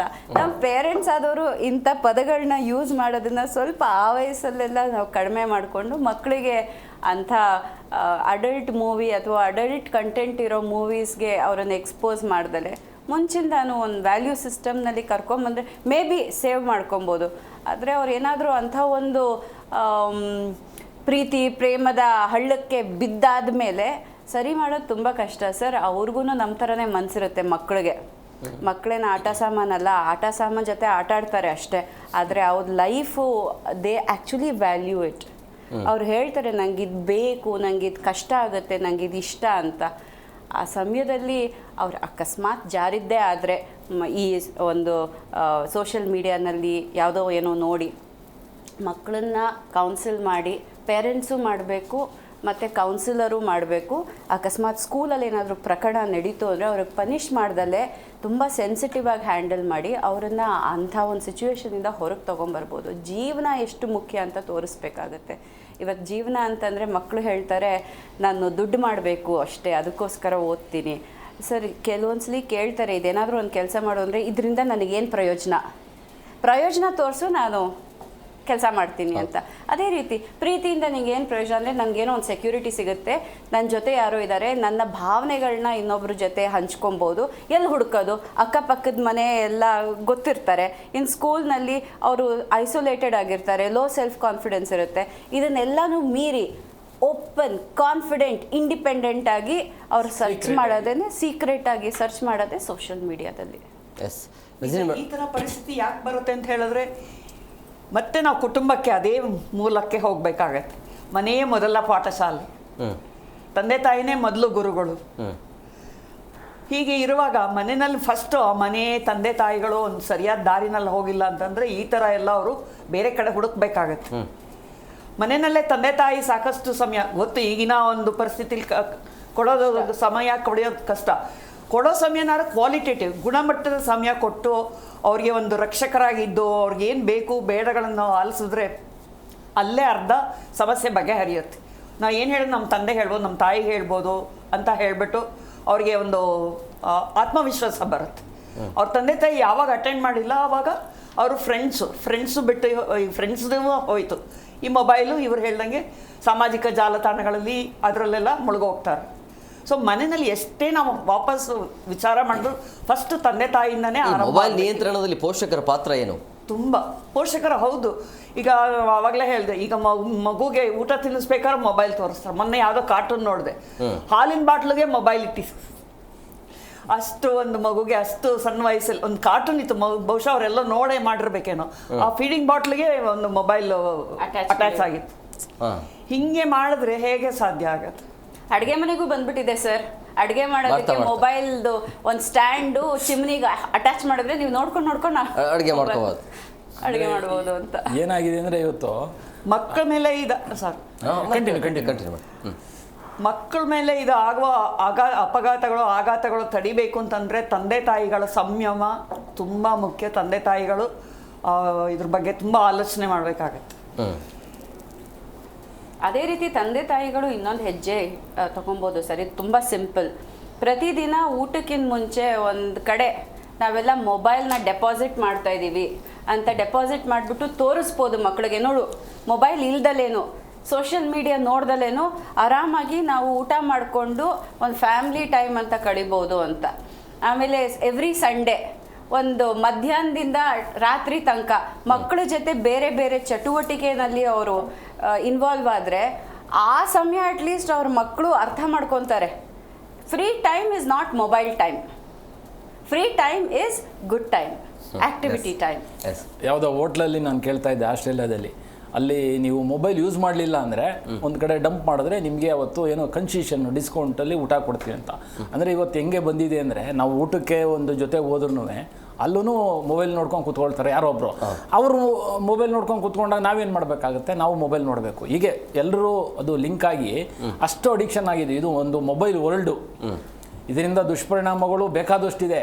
ಎಷ್ಟೇ ದುಷ್ಪರಿಣಾಮಗಳಿದ್ರೂ ಇವತ್ತೇನಾಗಿದೆ ಅಂದರೆ ಅದು ನಾಳೆಗಲ್ವಾ, ಇವತ್ತು ನಾನು ಅದನ್ನು ಅನುಭವಿಸ್ಬೇಕು, ಎಂಜಾಯ್ ಮಾಡಬೇಕು.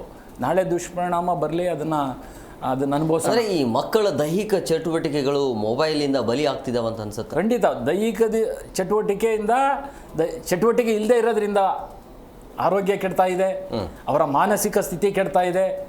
ಅಲ್ಲದೆ ಶೈಕ್ಷಣಿಕವಾಗಿ ಅವರು ಹಿಂದುಳಿತಾ ಇದ್ದಾರೆ.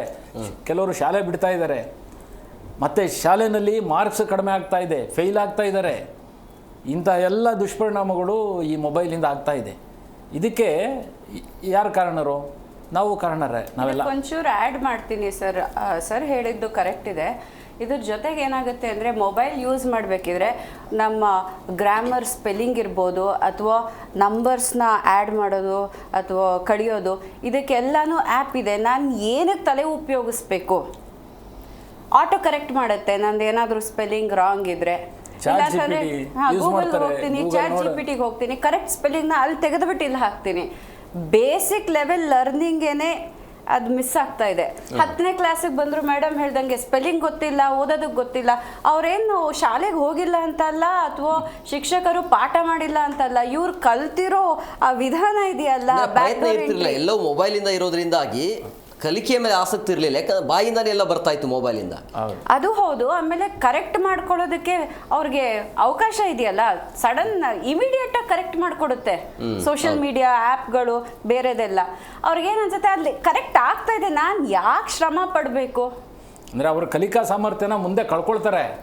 ನಾವೆಲ್ಲ ಅದೇ ಸರಿ, ಕಲಿಕಾ ಸಾಮರ್ಥ್ಯ ಅಂತ ಬಂದಾಗ ಈ ಹಿಂದೆ ಹೆಂಗಿತ್ತು ಅಂದರೆ ಮೊಬೈಲ್ ಬರೋಕ್ಕಿಂತ ಮುಂಚೆ, ಅಂದರೆ ಈ ರೀತಿ ಚಿಕ್ಕ ಮಕ್ಕಳು ಮೊಬೈಲ್ ಯೂಸ್ ಮಾಡೋಕ್ಕಿಂತ ಮುಂಚೆ ಮೊಬೈಲಲ್ಲಿ ಎಷ್ಟು ನಂಬರ್ ಇದೆ ಅದೆಲ್ಲವೂ ಕೂಡ ತಲೆಯಲ್ಲಿ ಇರ್ತಾ ಇತ್ತು. ಬಟ್ ಈಗ ಒಂದು ನಂಬರ್ ಕೂಡ ತಲೆಯಲ್ಲಿಲ್ಲ.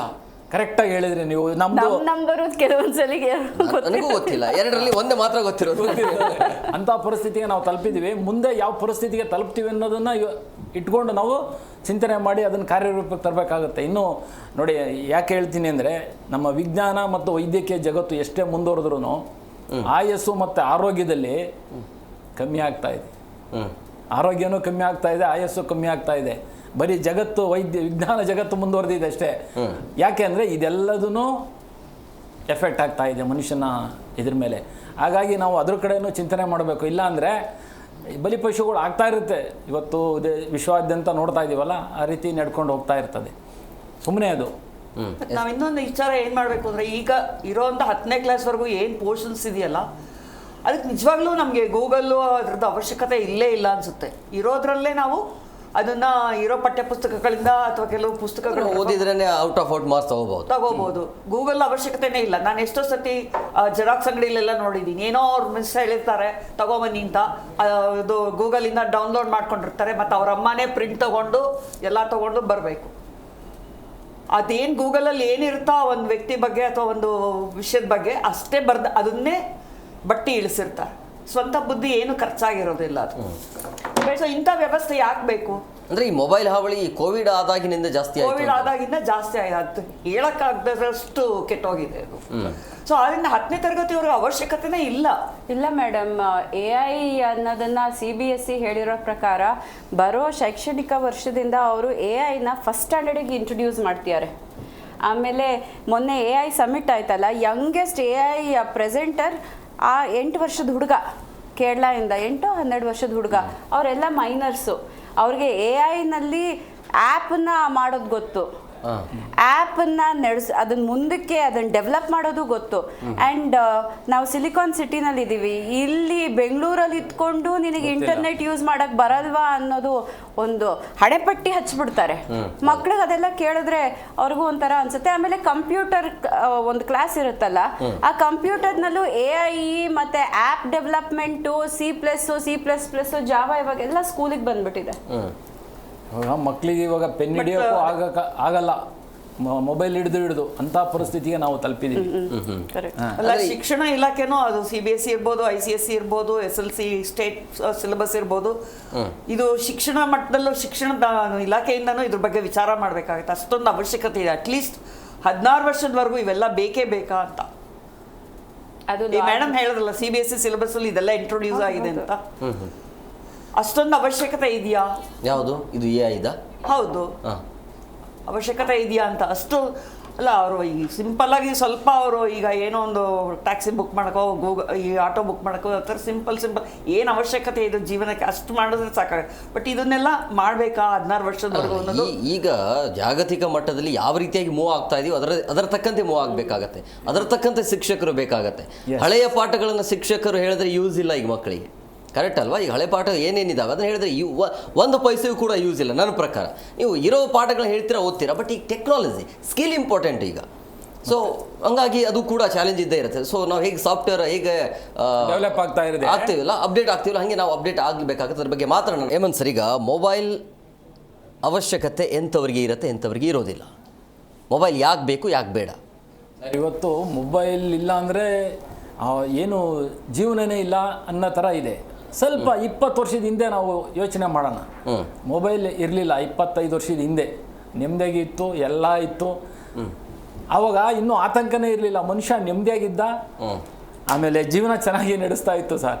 ಇವಾಗ ಮೊಬೈಲ್ ಬಂದುಬಿಟ್ಟು ಆತಂಕ ಜಾಸ್ತಿ ಆಗಿದೆ. ಒಂದೊಂದು ಸಲ ಕಾಲು ಎತ್ಕೊಳ್ಳೋಕ್ಕೂ ಭಯ ಆಗ್ತದೆ, ಅಂಥ ಪರಿಸ್ಥಿತಿ ತಲುಪಿದ್ದೀವಿ.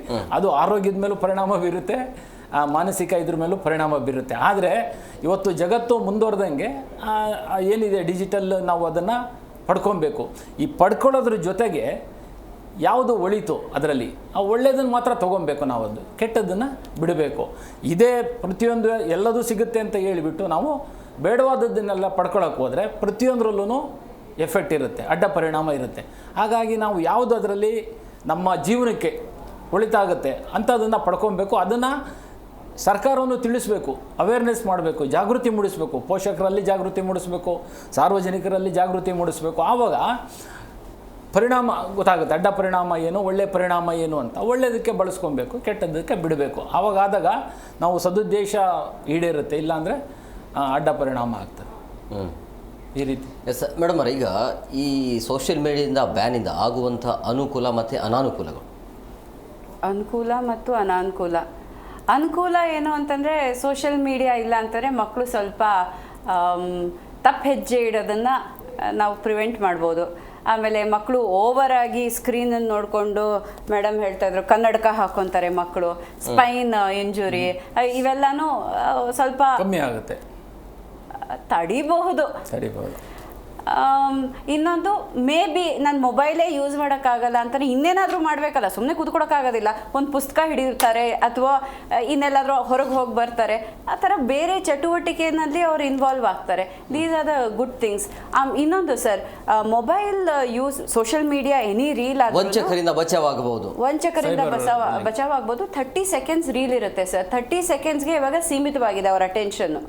ಆ ಅಟೆನ್ಷನ್ ಸೀಮಿತ ಮಾಡಿದರದೇ ಈ ರೀಲ್ಸು. ಈ ರೀಲ್ಸನ್ನೇ ನೋಡಲಿಲ್ಲ ಅಂತಾರೆ, ಮೇ ಬಿ ಅವ್ರ ಅಟೆನ್ಷನ್ ಸ್ಪ್ಯಾನ್ ಇನ್ನಷ್ಟು ಇನ್ಕ್ರೀಸ್ ಆಗಿ 2 ಮಿನಿಟ್ಸಿಂದ ನೆಕ್ಸ್ಟ್ 20 ಮಿನಿಟ್ಸ್ ಆಗ್ಬೋದು ಅಂತ ನಾವು ಒಂದು ಆಶಾಕಿರಣವಾಗಿ ಯೋಚನೆ ಮಾಡ್ಬೋದು. And negative effect of banning social media ಏನಾಗುತ್ತೆ ಅಂದರೆ, ಸರ್ ನೋಡಿ, ಇವತ್ತು ನನ್ನ ಬ್ಯಾಂಕಲ್ಲಿ ಎಷ್ಟು ದುಡ್ಡಿದೆ ಅಂತ ನನ್ನ ಮೊಬೈಲ್ ಮೂಲಕ ನಾನು ತಿಳ್ಕೊಬೋದು. ಬ್ಯಾಂಕ್ಗೆ ಹೋಗಬೇಕು ಅಂತ ಏನು ಅವಶ್ಯಕತೆ ಇಲ್ಲ.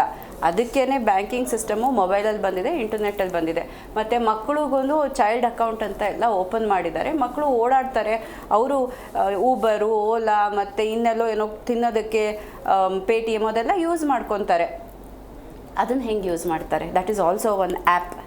ಆಮೇಲೆ ಇಷ್ಟಾಯಿತು ಅಪ್ಪ ನನಗೆ ದುಡ್ಡು ಬೇಕು ಅಂತ ಒಂದು ಮೆಸೇಜ್ ಕಳ್ಸೋದಕ್ಕೂ ಅವರು ಇಂಟರ್ನೆಟ್ನ ಯೂಸ್ ಮಾಡ್ತಾರೆ. ಎಷ್ಟೊಂದು ಜನದ ಮನೆ ಒಳಗೆ ನೆಟ್ವರ್ಕ್ ಇರೋದಿಲ್ಲ ಸರ್, ಆದರೆ ವೈಫೈಯಿಂದ ಸೋಷಿಯಲ್ ಮೀಡಿಯಾ ಯೂಸ್ ಮಾಡ್ತಾರೆ. It is connecting the world. So restrict ಮಾಡಿದ್ರೆ ಉತ್ತಮ, ಬಟ್ ಬ್ಯಾನ್ ಮಾಡಿದ್ರೆ ಸ್ವಲ್ಪ ಕಷ್ಟ. ಬಟ್ ಇದಕ್ಕೆ ಒಂದು ಉದಾಹರಣೆ ಹೇಳ್ತೀನಿ ಸರ್. ನಾನು ಮೆಟ್ರೋದಲ್ಲಿ ಬರ್ತಾ ಇದ್ದೆ. ಮೆಟ್ರೋದಲ್ಲಿ ಎಲ್ಲರೂ ಕಿವಿಗೆ ಹಾಕ್ಕೊಂಡು ಪ್ಲಗ್ ಮಾಡ್ಕೊಂಡಿರ್ತಾರೆ, ಕಣ್ಣು ಸ್ಕ್ರೀನ್ ಒಳಗಡೆ ಹೊರಟೋಗಿರುತ್ತೆ. ನಾನು ಬರಬೇಕಿದ್ರೆ ಒಂಥರ ಆಡ್ ಪರ್ಸನ್ ಔಟ್ ಅಂತ ಯಾರೋ ಒಬ್ಬ ವ್ಯಕ್ತಿ ಬಂದ, ಅವನು ಬುಕ್ ತೆಗೆದ್ಬಿಟ್ಟು ಬುಕ್ಕನ್ನ ಹೀಗೆ ಅಂತ ಹಿಂಗೆ ಓಪನ್ ಮಾಡ್ದ. ಎಲ್ಲ ದೃಷ್ಟಿನೂ ಅವನ ಮೇಲೆ ಹೋಯ್ತು, ಇದೇನಿದು ಇವನು ಬುಕ್ ಇಟ್ಕೊಂಡಿದ್ದಾನ ಅಂತ. ಸೊ ಎಲ್ಲರೂ ಅಷ್ಟು ಅಡಿಕ್ಟ್ ಆಗಿಬಿಟ್ಟಿದ್ದಾರೆ. ಆ ವ್ಯಕ್ತಿ ಪಾಪ ಒಳ್ಳೇದನ್ನು ತೋರಿಸ್ತಾ ಇದ್ದಾನೆ, ಬಟ್ ಅವನಿಗೆ ಎಷ್ಟು ಮುಜುಗರ ಆಯಿತು ಅಂದರೆ ಬುಕ್ ಮಡಿಸಿಟ್ಬಿಟ್ಟು ಬ್ಯಾಗ್ ಒಳಗೆ ಇಟ್ಕೊಂಡ್ಬಿಟ್ಟ. But why not use internet for good use ಅಂತ. ಇವಾಗ ನಿಮ್ಮದು ಝೀ ಕನ್ನಡ ನ್ಯೂಸ್ ಇದೆ, ಅದನ್ನೇ ತೋರಿಸ್ಕೊಂಡು ನೋಡಿ, ಹೆಡ್ಲೈನ್ಸ್ ಟೈಮ್ ಇದು ನೋಡಿ, and these are the important stories. UPSCಗೆ ಹೆಲ್ಪ್ ಆಗುತ್ತೆ, KPSCಗೆ ಹೆಲ್ಪ್ ಆಗುತ್ತೆ, ಇನ್ಯಾವುದೋ ಬ್ಯಾಂಕಿಂಗ್ ಎಕ್ಸಾಮಿಗೆ ಹೆಲ್ಪ್ ಆಗುತ್ತೆ. ಆ ಥರ ಕಂಟೆಂಟ್ನ ರಿಸ್ಟ್ರಿಕ್ಟ್ ಮಾಡಿಬಿಟ್ಟು switch the internet use, not ban. Switch the system, don't ban. ಇದನ್ನು ನಾನು ಹೇಳೋದು ಸರ್. ನಮಗೆ ಆಲ್ಟರ್ನೇಟ್ ಸಿಸ್ಟಮ್ ಬೇಕು. ಒಂದೇ ಸಮ ನಾವು ಬ್ಯಾನ್ ಮಾಡ್ತೀವಿ, ರಿಸ್ಟ್ರಿಕ್ಟ್ ಮಾಡ್ತೀವಿ ಅಂತಲೇ ಮಕ್ಕಳನ್ನ ಕಂಟ್ರೋಲ್ ಮಾಡೋದು ತುಂಬ ಕಷ್ಟ ಇದೆ. ರಜನಿ ಮೇಡಮ್, ಈಗ ಎಲ್ಲಿಂದ ಜಾಗೃತಿ ಶುರು ಆಗಬೇಕು? ಇದು ಸ್ಕೂಲಿಂದನೇ ಆರಂಭ ಆಗಲಿಲ್ಲ ಅಥವಾ ಹೇಗೆ ಅಂತೇಳಿ? ಯಾಕಂದರೆ ಪೋಷಕರ ಪಾತ್ರ ಬಹಳ ದೊಡ್ಡದಿರುತ್ತೆ. ಮೊಬೈಲ್ ಕೊಡೋದು ಪೋಷಕರು ಇರೋದ್ರಿಂದ ಪೋಷಕರ ಮೇಲೆ ಯಾವ ರೀತಿಯ ಕಟ್ಟುನಿಟ್ಟಿನ ಕ್ರಮ ಬೇಕಾಗುತ್ತೆ ಸರ್ಕಾರದ ಕಡೆಯಿಂದ? ಪೋಷಕರ ಮೇಲೆ ಕಟ್ಟುನಿಟ್ಟಿನ ಕ್ರಮ ತಗೊಳಕ್ಕಾಗಲ್ಲ, ಪೋಷಕರಿಗೆ ಜಾಗೃತಿ ಮೂಡಿಸ್ಬೇಕಾಗಿದೆ. ಜಾಗೃತಿ ಮೂಡಿಸಿದ್ರು ನಮ್ಮ ಮಕ್ಕಳು ನಮ್ಮ ತಂಟೆಗೆ ಬರದೇ ಇದ್ರೆ ಸಾಕು ಅಂದ್ರೆ ಮೊಬೈಲ್ ಕೊಟ್ಟು ಸೈಲೆಂಟ್ ಆಗಿಬಿಡ್ತಾರೆ, ಅದನ್ನೇ ಹೇಳ್ತಾ ಇರೋದು. ಅಲ್ಲ, ಆಗ್ತಿರೋ ಅಡ್ಡ ಪರಿಣಾಮಗಳು ಎಲ್ಲರಿಗೂ ಗೊತ್ತಿರುತ್ತೆ ಈಗ ತಂದೆ ತಾಯಿಗಳಿಗೆ. ಈಗ ಏನಾಗಿದೆ ಅಂದರೆ ಬರೀ ಫೋನಲ್ಲಿ ಬರೋ ನ್ಯೂಸ್ ಅಷ್ಟೇ ನೋಡ್ತಾರೆ. ಯಾಕೆ ನಾವು ನ್ಯೂಸ್ ಪೇಪರ್ ತೊಗೋಬೇಕು, ಬರೋದು ನ್ಯೂಸ್ ಇಷ್ಟೇ ಸಾಕಲ್ಲ ಅನ್ನೋ ಮಟ್ಟಕ್ಕೆ ಬಂದುಬಿಟ್ಟಿದ್ದಾರೆ. ಬೇರೆ ಏನು ಅಡ್ಡ ಪರಿಣಾಮಗಳಾಗುತ್ತೆ, ಬೇರೆ ಇಂಥ ವಿಷಯಗಳ ಬಗ್ಗೆ ಬಂದಿರೋ ಅಂಥ ಲೇಖನಗಳು ಓದೋದಾಗಲಿ, ವರದಿಗಳು ಓದೋದಾಗಲಿ ಓದೋದೇ ಬಿಟ್ಬಿಟ್ಟಿದ್ದಾರೆ ಜನ. ಅಷ್ಟೊಂದು ಮನಸ್ಥಿತಿ ತುಂಬ ಬದಲಾಗಬೇಕಾಗಿದೆ ಪೋಷಕರಲ್ಲಿ ಕೂಡ. ಅವರಲ್ಲಿ ಬದಲಾಗದೆ, ಅವರಲ್ಲಿ ಈ ಅಡ್ಡ ಪರಿಣಾಮಗಳು ಒಳ್ಳೆ ಪರಿಣಾಮಗಳು ಬಗ್ಗೆ ಜಾಗೃತಿ ಮೂಡದೆ, ಅವರು ಫಸ್ಟ್ ನಾ ಹೇಳಿದ್ನಲ್ಲ ಮನೆ ಮೊದಲ ಪಾಠಶಾಲೆ ಅಂತ, ಅವ್ರ ಮಕ್ಕಳನ್ನ ತಿದ್ದಕ್ಕಾಗಲ್ಲ. ಮಕ್ಕಳು ಅಲ್ಲಿಂದನೇ ಬರೋದಲ್ಲ. ಫಸ್ಟ್ 5 ವರ್ಷ ಯಾರು ತಂದೆ ತಾಯಿ ನಿಮ್ಮ ಎದುರು ಕಾಣೋದವರು. ಸೊ ಅವರಲ್ಲಿ ಸರ್ಕಾರ ಈ ರೀತಿ ಕಾನೂನು ಕ್ರಮ ತರೋದಕ್ಕಿಂತ ಪೋಷಕರನ್ನು SLC PUC ಮುಗಿಯೋ ತನಕ ನಾನು ಮೊಬೈಲ್ ಕೊಡಿಸಲ್ಲ ಅಂತ ಹೇಳಿದ್ರೆ ಅದೆಲ್ಲವೂ ಸರಿ ಹೋಗುತ್ತೆ, ತಾನಾಗಿ ಸರಿ ಆಗುತ್ತೆ. ಇಲ್ಲ ಅಂತಂದ್ರೆ ಸಬ್ಸಿಡೈಸ್ ರೇಟ್ ಅಲ್ಲಿ ಮಕ್ಕಳಿಗೆ ರಿಸ್ಟ್ರಿಕ್ಟೆಡ್ ಯೂಸ್ ಇರೋಂತಹ ಮೊಬೈಲ್ ನ ರಿಲೀಸ್ ಮಾಡ್ಲಿ, ಪೋಷಕರಿಗೆ ಕೊಡ್ಲಿ. ನಿಮ್ಮ ಮಕ್ಕಳು ತಗೊಂಬರೋಗಿದ್ರೆ ಇದೇ ಮೊಬೈಲ್ ತಗೊಂಡ್ಬರ್ಬೇಕು. ಒಂದು ಕೋವಿಡ್ ಟೈಮ್ ನಲ್ಲಿ ಇದೇ ಸರ್ಕಾರ ಕೊಟ್ಟಿತ್ತಲ್ಲ ಸರ್, ಹಂಗೆ ಮಾಡಬೇಕು ಅಂತ ಅನ್ಸುತ್ತೆ ಮೇಡಮ್. ಈಗ ಪ್ಲಾನ್ ಇರೋದು ಹಂಗೆ ಅನ್ಸುತ್ತೆ. ಈಗ ಪೋಷಕರದಂತೂ ಮೊಬೈಲ್ ಅದು ಎಲ್ಲ ರೀತಿ ಸಾಫ್ಟ್ವೇರ್ ಅಪ್ಡೇಟ್ ಇರುತ್ತೆ, ಅದನ್ನ ಏನು ಮಾಡೋಕ್ಕಾಗಲ್ಲ. ನೀವು ರಿಸ್ಟ್ರಿಕ್ಷನ್ ಹಾಕಿದ್ರು ಕೂಡ ಅದು ಯೂಸ್ ಇಲ್ಲ, ಕಮರ್ಷಿಯಲ್ ಡಿವೈಸ್. ಸೊ ಹಂಗಾಗಿ ಸರ್ಕಾರನೇ ಆ ರೀತಿ ಪ್ಲಾನ್ ಮಾಡತ್ತ ಅಂತೇಳಿ ಮಕ್ಕಳಿಗೆ ಇದೇ ಮೊಬೈಲ್ ಬೇಕು, ಈ ತರನೇ ಸಾಫ್ಟ್ವೇರ್ ಇರೋ ತರನೇ ಫೋನ್ ಬೇಕು ಅಂತೇಳಿ ಅದೇ ಪ್ಲಾನ್ ಇರೋದಲ್ವಾ? ಇರಬಹುದು. ಅದ್ರ ಜೊತೆಗೆ ಇವನ್ ಸ್ಕೂಲ್ ಸಿಸ್ಟಮ್ ನಲ್ಲೂ ಯೂಸ್ ಮಾಡ್ತಾರಲ್ಲ ಆ್ಯಪ್, ಅವ್ರಿಗೆ ಅಪ್ಡೇಟ್ ಕೊಡೋದೆಲ್ಲ. ಮೇ ಬಿ ಅದ್ರ ಒಳಗಡೆ ಎಂಬೆಡ್ ಮಾಡಿದ್ರೆ ಅವ್ರು ಬೇರೆದು ಯೂಸ್ ಮಾಡೋ ಅವಶ್ಯಕತೆಗಳು ಕಡಿಮೆ ಇರುತ್ತೆ. ಆ ಸ್ಕೂಲ್ ಕ್ಲಾಸ್ಮೇಟ್ಸ್ ಜೊತೆ ಅವ್ರು ಏನಾದ್ರು ಮಾತಾಡಬೇಕು, ನೋಟ್ಸ್ ಎಕ್ಸ್ಚೇಂಜ್ ಮಾಡಬೇಕು ಅಂದ್ರೂ ಅದೇ ಮೊಬೈಲ್ ನಲ್ಲೇ ಮಾಡಬೇಕು. ಇದು ಹೆಚ್ಚು ಗ್ರೂಪ್ ಅವ್ರದ್ದೇನು ಮಕ್ಕಳದು ಗ್ರೂಪ್ ಇರುತ್ತಲ್ಲ, ಆ ಗ್ರೂಪ್ ಅಲ್ಲೇ ಒಂದು ಚರ್ಚೆ ಮಾಡುವಂಥದ್ದು, ಸಂವಹನ ಮಾಡುವಂಥದ್ದು ಇದ್ರೆ ಬಹಳ ಎಲ್ಲಾನು ಇಟ್ ವಿಲ್ ಬಿ. ಇತಿಮಿತಿ ಇರುವಂತ ಇಂಥ ಒಂದು ಮೊಬೈಲ್ ನಾವು ತಗೊಬಂದ್ರೆ ತುಂಬಾ ಅದು ಸಹಾಯ ಆಗುತ್ತೆ. ಮತ್ತೆ ಇದು ಹೆಚ್ಚಿನ ಡೀಟೇಲ್ಸು ಗೊತ್ತಿಲ್ಲ, ಇದ್ರ ಬಗ್ಗೆ ಕ್ರಿಯಾ ಯೋಜನೆ ಏನಿದೆ ಗೊತ್ತಿಲ್ಲ, ಯಾವ ಇಲಾಖೆ ಇದನ್ನು ನಿರ್ವಹಣೆ ಮಾಡ್ತದೆ ಅದು ಗೊತ್ತಿಲ್ಲ. ಇದು ತಿಳ್ಕೊಬೇಕು. ಮತ್ತು ನೀವು ಆವಾಗಲೇ ಹೇಳಿದ್ರಿ ಇದರಿಂದ ದುಷ್ಪರಿಣಾಮ ಏನು ಒಳ್ಳೆ ಪರಿಣಾಮ ಅಂತ. ಈ ಬೆಟ್ಟಿಂಗ್ ಆ್ಯಪ್ಗಳಿಂದ ಹಣ ಕಳ್ಕೊಳ್ಳೋದು ತಪ್ಪುತ್ತೆ, ಸೈಬರ್ ಬುಲ್ಲಿಂಗ್ಗೆ ಬಲಿಯಾಗೋದು, ಆಮೇಲೆ ಯುವಕರನ್ನ ಟಾರ್ಗೆಟ್ ಮಾಡ್ತಾರೆ ಈ ವಂಚಕರು, ಅದು ತಪ್ಪುತ್ತೆ. ಮತ್ತೆ ಇಮೇಜ್ ಮಾರ್ಫ್ ಮಾಡೋದು ತಪ್ಪುತ್ತೆ ಅವರು. ಅದರಿಂದ ಮತ್ತೆ ಇನ್ನೊಂದು ಏನಾಗ್ತದೆ ಅಂದರೆ ಇದರಲ್ಲಿ ಇದು ಫೇಸ್ಬುಕ್ ಅಲ್ಲ, ಅದು ಫೇಕ್ ಬುಕ್. 70% ಫೇಕ್ ನ್ಯೂಸ್ ಇರುತ್ತೆ. 70 ಸರ್ ಇವಾಗ ಫೇಸ್ಬುಕ್ ಯಾರು ಯೂಸ್ ಮಾಡಲ್ಲ, ಹೇಳಿದ್ದು. ಇನ್ಸ್ಟಾ, ಆಮೇಲೆ ಏನು ಸೋಷಿಯಲ್ ಮೀಡಿಯಾ ಅಂತ ಇನ್ಸ್ಟಾಗ್ರಾಮು, ಟ್ವಿಟ್ಟರ್ ಇದೆಲ್ಲ ಇದೆಯಲ್ಲ, ಇದನ್ನ ನಿರ್ವಹಣೆ ಮಾಡೋರಿಗೆ ನಮ್ಮ ಸರ್ಕಾರ ಏನಾದರೂ ಅಪ್ರೋಚ್ ಮಾಡಿದ್ಯಾ, ಏನೋ ಪತ್ರ ವ್ಯವಹಾರ ಮಾಡಿದ್ಯಾ, ಹೇಗೆ ಅದನ್ನು ನಿರ್ಬಂಧನೆ ಮಾಡ್ತದೆ ಅದೆಲ್ಲ ಬೇಕಾಗುತ್ತೆ. ಇಲ್ಲಾಂದರೆ ಹೇಗೆ ಅದನ್ನು ಬ್ಯಾನ್ ಮಾಡ್ತೀರಾ? ಅದು ಮಾಡಲಿಲ್ಲ ಅಂದರೆ ಅವರು ಮಾಮೂಲಿ ನೋಡ್ತಾರೆ. ಅದನ್ನು ಸರ್ಕಾರ ತಿಳಿಸ್ಬೇಕು. ಏನೇನು ಕ್ರಿಯಾ ಯೋಜನೆಯಲ್ಲಿ ನಾವು ಸೇರಿಸ್ಕೊಂಡಿದ್ದೀವಿ, ಹಂತವಾಗಿ ಮಾಡ್ತೀವಿ ಅನ್ನೋದನ್ನು ಸರ್ಕಾರ ತಿಳಿಸ್ಬೇಕು. ಯಾವ ಇಲಾಖೆ ಅನ್ನೋದನ್ನು ಸರ್ಕಾರ ತಿಳಿಸ್ಬೇಕು. ಹಾಗಾದಾಗ ಮಾತ್ರ ಇದು ಪೂರ್ಣ ಪ್ರಮಾಣದಲ್ಲಿ ಯಶಸ್ವಿ ಆಗುತ್ತೆ ಅಂತ ಹೇಳೋಕ್ಕಾಗಲ್ಲ. ಯಾಕೆಂದರೆ ನಾವು ಅನೇಕ ಕಾನೂನುಗಳನ್ನ ಜಾರಿ ಮಾಡಿದ್ದಾರೆ. ಆ ಮಾಡಬೇಕಾದ್ರೆ ಪೂರ್ತಿ ನಾವು ಯಶಸ್ಸು ಕಾಣ್ತೀವಿ, ಒಳ್ಳೆ ಫಲಿತಾಂಶ ಸಿಗುತ್ತೆ ಅಂತೀವಿ. ಇಂದ ಎಂಡು ಫಾರ್ ಎಕ್ಸಾಂಪಲ್ಲು ನಾವು ಪ್ಲಾಸ್ಟಿಕ್ ಬಳಕೆನ ನಿರ್ಬಂಧ ಮಾಡಿದ್ದಾರೆ. ಅದು ಎಷ್ಟೋ ಮಟ್ಟಿಗೆ ನಿರ್ಬಂಧ ಆಗಿದೆ ಅನ್ನೋದನ್ನು ನಾವು ದಿನನಿತ್ಯ ನೋಡ್ತಾ ಇದ್ದೀವಿ. ಆ ರೀತಿ ಇದಾಗಬಾರ್ದು ಅನ್ನೋದು ನಮ್ಮ ಕನ್ಸರ್ನು. ಯಾಕೆಂದರೆ ನಿರ್ಬಂಧ ಮಾಡಿರೋದು ಒಳ್ಳೆಯದು, ಅದಕ್ಕೆ ಅಗತ್ಯ ಕ್ರಮನ ಸರ್ಕಾರ ತಗೊಬೇಕು. ಆದರೆ ಆ ಸೇಮ್ ಟೈಮು ಯಾವುದೇ ಮಕ್ಕಳಿಗೆ ತೊಂದರೆ ಆಗದಂಗೆ ಹಂತವಾಗಿ ಕ್ರಮೇಣ ಎಲ್ಲ ಮಕ್ಕಳಿಗೂ ಅನುಕೂಲ ಆಗಬೇಕು ಅಂತ ಒಂದು ಒಂದು ವೇಳೆ ಈ ಒಂದು ಪ್ಲಾನ್ ಸಕ್ಸಸ್ ಆಯಿತು ಅಂದರೆ ಇಡೀ ದೇಶಕ್ಕೆ ನಮ್ಮ ರಾಜ್ಯ ಮಾದರಿ ಆಗುತ್ತಾ? 100% ಸರ್, ಖಂಡಿತ ಮಾದರಿ ಆಗುತ್ತೆ. ಬಟ್ ಇದಕ್ಕೆ ಟೈಮ್ ಬೇಕು. ಇವತ್ತು ಹೇಳಿದ್ರು ನಾಳೆ ಜಾರಿಗೆ ತಗೊಂಬಂದ್ರು ನಾಳದ್ದು ಇಂಪ್ಲಿಮೆಂಟ್ ಮಾಡಿ ಎಲ್ಲಾನು ಚೇಂಜ್ ಮಾಡಿ ಅಂದರೆ ಆಗೋದಿಲ್ಲ. ಆಗುತ್ತೆ, 1 ವರ್ಷ 2 ವರ್ಷ ಆಗುತ್ತೆ. ಬಟ್ ಸಕ್ಸಸ್ಫುಲ್ ಆಯಿತು ಅಂತಂದರೆ ನಾವು ಮುಂದೆ ಹೋಗ್ಬಿಟ್ಟು ಆಸ್ಟ್ರೇಲಿಯಾ ಮಾದರಿಯ ಬ್ಯಾನು, ಫ್ರಾನ್ಸ್ ಮಾದರಿಯ ಬ್ಯಾನು ಅದನ್ನೇನು ಯೋಚನೆ ಮಾಡ್ಬೇಕಲ್ಲ. ನಮ್ಮ ಕರ್ನಾಟಕದ ಯುನೀಕ್ ರೆಸ್ಟ್ರಿಕ್ಟಿವ್ ಮೊಬೈಲ್ ಯೂಸೇಜ್ ಬಗ್ಗೆ ಇಡೀ ದೇಶಕ್ಕೆ, ಇಡೀ ಪ್ರಪಂಚಕ್ಕೆ ಮಾದರಿ ಆಗುತ್ತೆ. ಚಾಲೆಂಜ್ ಇದೆ, ವೆರಿ ಚಾಲೆಂಜಿಂಗ್. ಮತ್ತೆ ಸುಲಭನೂ ಇದೆ ಸರ್. ಅಲ್ಲ, ಚಾಲೆಂಜ್ ಇದೆ, ಮತ್ತೆ ಅಷ್ಟೇ ಸುಲಭ ಇರುತ್ತೆ. ಯಾವುದೇ ಒಂದು ಕೆಲಸ ನಾವು ಮಾಡಬೇಕಾದ್ರೆ ನನಗೆ ಏನೊಂದು ಚೂರು ಒಂದು ಸ್ವಲ್ಪ ಸರ್ಪ್ರೈಸ್ ಆಗಿದೆ ಅಂದರೆ ಬಜೆಟಲ್ಲಿ CM ಈ ಒಂದು ಪ್ರಸ್ತಾಪನೆ ಮುಂದಿಟ್ರಲ್ಲ, ಮಂಡನೆ ಮಾಡಿದ್ರು. ಹೆಂಗೆ ಬಜೆಟ್ಗೂ ಇದಕ್ಕೂ ಏನು ಕನೆಕ್ಷನ್ ಇತ್ತು? ಸಡನ್ ಆಗಿ ಹೇಳಿದ್ರು ಅಂದರೆ ಅವ್ರಿಗೆ ಅಷ್ಟೊಂದು ಕಂಪ್ಲೇಂಟ್ ಬಂದಿದೆಯಾ, ಅಷ್ಟೊಂದು ಮೊಬೈಲ್ ಯೂಸು ಅಥವಾ ಬಳಕೆಯಿಂದ ಮಕ್ಕಳು ತತ್ತರಿಸಿ ಹೋಗಿದ್ದಾರೆ ಅಂತ ಏನಾದರೂ ಅವ್ರಿಗೇನಾದರೂ ಕಂಪ್ಲೇಂಟ್ ಬಂದಿದೆಯಾ ಆ ಥರ? ಅದನ್ನ ಆಗ್ತಾ ಇರತ್ತೆ. ಈಗ ಮೊನ್ನೆ ಯಾವುದೋ ಅಲ್ಲ, ಒಂದು ತಜ್ಞರ ಸಮಿತಿಯನ್ನ ಮಾಡಿದ್ರು. ಆ ತಜ್ಞರ ಸಮಿತಿಯ ಮೂಲಕ ಈ ರೀತಿ ಒತ್ತಾಯ ಬಂದಿದೆ. ಬಟ್ ಅದಕ್ಕೆ ಬಜೆಟ್ ಅಂತ ಅವ್ರೇನು ಬಿಡುಗಡೆ ಮಾಡಲಿಲ್ಲ ಅಂತ ಅನ್ಸುತ್ತೆ. ಈ ಒಂದು ಇದಕ್ಕೆ ಇಟ್ ವಾಸ್ ಎನ್ ಅನೌನ್ಸ್ಮೆಂಟ್. ಇದು ಅನೌನ್ಸ್ಮೆಂಟ್, ಬಜೆಟ್ ಇದಕ್ಕೆ ಸಂಬಂಧ ಇಲ್ಲ. ನೀವು ಅದನ್ನ ಹೇಗೆ ಇಂಪ್ಲಿಮೆಂಟ್ ಮಾಡ್ತೀರಿ ಇಲಾಖೆ ಅದನ್ನ ನಿರ್ವಹಣೆ ಆದಷ್ಟು ಬೇಗ ಅದನ್ನ ಕಾರ್ಯರೂಪಕ್ಕೆ ಬೇಗ ತಗೊಂಬನ್ನಿ ಅಂತ. ಆದ್ರೆ ಪೇರೆಂಟ್ಸ್ ಸರ್, ಇಡೀ ಕರ್ನಾಟಕದಲ್ಲಿ ಇದೊಂದು ಮಾತು ಹೇಳ್ಬಿಟ್ರೆ ಸದ್ಯ ನಮ್ಮ ಸರ್ಕಾರ ಏನು ಮಾಡಿಲ್ಲ ಅಂದ್ರೆ ಇದೊಂದು ಒಳ್ಳೆ ಕೆಲಸ ಮಾಡಿದೆ ಅಂತ ಚಪ್ಪಾಳೆ ಹಾಕ್ತಾರೆ. ಅಲ್ಲ, ಚಪ್ಪಾಳೆ ಹಾಕ್ತಿದ್ದಾರೆ ಈಗ, ಬಟ್ ಅದು ಕಾರ್ಯರೂಪಕ್ಕೆ ವಿರೋಧ ಪಕ್ಷ ಸುಮ್ಮನೆ ಅದು ಮಾತಿಗೆ ಮಾತ್ರ ಸೀಮಿತ ಆಗಿದೆ. ಸಾಮಾನ್ಯವಾಗಿ ಎಲ್ಲರೂ ವಿರೋಧ ಮಾಡ್ತಾರಲ್ಲ ಬಜೆಟ್ ಅಲ್ಲಿ, ಈ ಒಂದು ವಿಷಯಕ್ಕೆ ಒಂದು 10% ವಿರೋಧ ಅವರು ಯಾರೋ ಬೇರೆ ಬೇರೆ ಕಾರಣದಿಂದ ಮಾಡಿರ್ಬೋದು. 90% ಇದನ್ನ ಸ್ವಾಗತ ಮಾಡಿದ್ದಾರೆ. ಬಜೆಟ್ ಒಂದ್ ಲೆಕ್ಕಕ್ಕೆ ಹೋದ್ರೆ ಓಕೆ, ಬಜೆಟ್ ಏನ್ ಸಮಸ್ಯೆ ಇಲ್ಲ. ಅಲ್ಲ, ಬಜೆಟ್ ಅಲ್ಲಿ ಈ ವಿಷಯನ ಯಾರು ವಿರೋಧ ಮಾಡಿಲ್ಲ, ಎಲ್ಲರೂ ಸ್ವಾಗತ ಮಾಡಿದ್ದಾರೆ. ಯಾಕಂದ್ರೆ ಯಾಕಂದ್ರೆ ಒಳ್ಳೆ ಸಮಾಜ ಕಟ್ಟಬೇಕು ಅಂದ್ರೆ ಮಕ್ಕಳ ಭವಿಷ್ಯ ಚೆನ್ನಾಗಿರಬೇಕು, ದೇಶ ಚೆನ್ನಾಗಿರಬೇಕು ಅಂದ್ರೆ ಮಕ್ಕಳ ಭವಿಷ್ಯ ಫೌಂಡೇಶನ್ ಚೆನ್ನಾಗಿದ್ರೆ ಮುಂದೆ ದೇಶ ಚೆನ್ನಾಗಿರ್ತದೆ. ಮಕ್ಕಳೇ ಇವತ್ತು ಅನೇಕ ಸಮಸ್ಯೆಗಳಿಂದ ಇದ್ದಾರೆ. ಮೇಡಮ್, ಕೊನೆದಾಗ ಏನು ಹೇಳ್ತೀರಿ? ನಾ ಏನು ಹೇಳ್ತೀವಿ ಅಂದರೆ, ಖಂಡಿತ ಇದೊಂದು ಸ್ವಾಗತ ಕ್ರಮ ಅಂತ ಹೇಳಬೇಕು. ಹಾಗೆ ನಮ್ಮ ಕರ್ನಾಟಕ ರಾಜ್ಯ ಅನೇಕ ಇದರಲ್ಲಿ ಮಾದರಿಯಾಗಿದೆ. ಸೊ ಇದು ಒಂದು ಮಾದರಿ ಆಗ್ಬೋದು. ಆಂಧ್ರ ತರ, ತೆಲಂಗಾಣ ತರ ಜಸ್ಟ್ ಅನೌನ್ಸ್ ಮಾಡಿ SOP ಮಾಡಿದ್ರೆ ಬಿಟ್ಟಿದ್ದಾರೆ, ಸ್ವಲ್ಪ ಗೊಂದಲ ಆಗಿದೆ ಅಲ್ಲಿ. ಆದರೆ ನಮ್ಮ ಇದರಲ್ಲಿ ನಿಜವಾಗ್ಲೂ ಇದೊಂದು ಒಳ್ಳೆ ನಿರ್ಧಾರ. ಬಟ್ ಅದಕ್ಕೆ ಬೇಕಾದಂಥ ತಯಾರಿ ತುಂಬ ಮುಖ್ಯ. ಆ ತಯಾರಿ ಮಾಡದೆ ಇದು ಸಾಧ್ಯ ಆಗೋದೇ ಇಲ್ಲ. ನಾವು ಈಗಾಗಲೇ ಸಾಕಷ್ಟು ಚರ್ಚೆ ಮಾಡಿದ್ದೀವಿ. ಎಲ್ಲ ಈ ಸ್ಟೇಕ್ ಹೋಲ್ಡರ್ಸ್ ಏನಿರ್ತಾರೆ, ಸ್ಟೂಡೆಂಟ್ಸ್ ಇರ್ಬೋದು, ಟೀಚರ್ಸ್ ಇರ್ಬೋದು, ಪೇರೆಂಟ್ಸ್ ಇರ್ಬೋದು, ಶಿಕ್ಷಣ ಇಲಾಖೆಯವರು ಇರ್ಬೋದು, ಕಂಪನಿಗಳಿರ್ಬೋದು, ಇದೆಲ್ಲ ಆ್ಯಪ್ ಇಂಟ್ರೊಡ್ಯೂಸ್ ಮಾಡೋ ಕಂಪನಿಗಳು, ಇವ್ರ ಜೊತೆ ಎಲ್ಲ ಸಮಗ್ರ ಒಂದು ಸಮೀಕ್ಷೆ, ಚರ್ಚೆ, 6 ತಿಂಗಳಾಗಲಿ 1 ವರ್ಷ ಆಗಲಿ ಇದನ್ನೆಲ್ಲ ಚರ್ಚೆ ಮಾಡಿ ಒಂದು ತಗೊಂಡ್ರೆ ಒಂದು ಒಳ್ಳೆ ಮಾದರಿನ ನಾವು ತರ್ಬೋದು.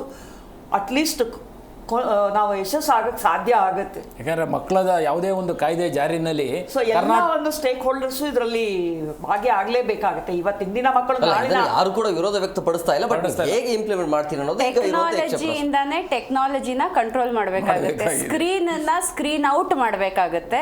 ಇದಕ್ಕೆ ಟೆಕ್ನಾಲಜಿ ಮೇಡಮ್ ಹೇಳ್ದಂಗೆ IT ಕಂಪ್ನೀಸ್ ಸ್ವಲ್ಪ 2 ಹೆಜ್ಜೆ ಮುಂದೆ ಯೋಚನೆ ಮಾಡಿ ಮಕ್ಕಳನ್ನ ಯಾವ ರೀತಿ ಪ್ರೊಟೆಕ್ಟ್ ಮಾಡಬೇಕು ಅಂತ ಯೋಚನೆ ಮಾಡಿದ್ರೆ ಸ್ವಲ್ಪ ಬೇಗ ಹೆಜ್ಜೆ ಇಡ್ಬೋದು. ಯಾಕಂದ್ರೆ ಇವತ್ತು ಮೀಟರ್ ಕಂಪನಿಯವ್ರು ಹೇಳಿದ್ದಾರೆ, ನಾವು ಇದನ್ನು ಸ್ವಾಗತ ಮಾಡ್ತೀವಿ ಅಂತ ಹೇಳಿದ್ದಾರೆ, ಅದಕ್ಕೆ ಬೇಕಾದಂಥ ಸಪೋರ್ಟ್ ಕೊಡ್ತೀವಿ ಅಂತ. ಬಟ್ ಇಲ್ಲಿಗೆಲ್ಲ ಏನು ರಿಜಿಸ್ಟರ್ ಮಾಡದಿರೋಂಥ ಕಂಪನಿಗಳಿದೆ, ಅದನ್ನೆಲ್ಲ ಹೇಗೆ ಅವಾಯ್ಡ್ ಮಾಡ್ಬೋದು ಅಂತ ಥ್ಯಾಂಕ್ ಯು ವೆರಿ ಮಚ್. 3 ಜನಕ್ಕೆ ಇಷ್ಟೊತ್ತು ಕಾರ್ಯಕ್ರಮಕ್ಕೆ ಜಾಯ್ನ್ ಆಗಿದ್ದಕ್ಕೆ. ನೋಡಿದ್ರಲ್ಲ ವೀಕ್ಷಕರ, ರಾಜ್ಯ ಸರ್ಕಾರ ತೆಗೆದುಕೊಂಡಿರುವಂತಹ ನಿರ್ಧಾರ ಇದೆಯಲ್ಲ, ಇದು ಅತ್ಯುತ್ತಮ ನಿರ್ಧಾರ, ಸ್ವಾಗತಾರ್ಹ. ಬಟ್ ಅದನ್ನ ಹೇಗೆ ನೀವು ಇಂಪ್ಲಿಮೆಂಟ್ ಮಾಡ್ತೀರಿ ಅಂತೇಳಿ, ಈಗ ಮೊಬೈಲಲ್ಲಿರುವಂಥ ಸಾಮಾಜಿಕ ಜಾಲತಾಣವನ್ನು ಬಳಕೆ ಮಾಡಬಾರ್ದು ಅಂತ ಹೇಳಿದಾಗ ಮಕ್ಕಳು ಯೂಸ್ ಮಾಡೋದು ಪೋಷಕರ ಫೋನನ್ನು, ಅಥವಾ ಪೋಷಕರ ಫೋನಲ್ಲೇ ನೀವು ಸಾಮಾಜಿಕ ಜಾಲತಾಣವನ್ನು ಬ್ಯಾನ್ ಮಾಡ್ತೀರಾ, ಅಥವಾ ಮಕ್ಕಳಿಗಂತ ಹೇಳಿನೇ ಒಂದು ಫೋನ್ ತರ್ತೀರಾ, ಈ ರೀತಿಯ ಚಾಲೆಂಜ್ ಇದೆ. ಸೊ ಇದು ಒಂದು ವೇಳೆ ಇದು ಸಕ್ಸಸ್ ಆಯಿತು ಅಂತ ಹೇಳಿದ್ರೆ ಇಡೀ ದೇಶಕ್ಕೆ ನಮ್ಮ ರಾಜ್ಯ ಮಾದರಿ ಆಗುತ್ತೆ. ಇದು ಆದಷ್ಟು ಬೇಗ ಜಾರಿ ಆಗಲಿ ಅಂತ ಹೇಳ್ತಾ ಇವತ್ತಿನ ಕಾರ್ಯಕ್ರಮವನ್ನು ಮುಗಿಸ್ತಾ ಇದ್ದೀವಿ. ನೋಡ್ತಾ ಇರಿ ಜಿ ಕನ್ನಡ ನ್ಯೂಸ್, ಸತ್ಯವೇ ಸುದ್ದಿಯ ಜೀವಾಳ.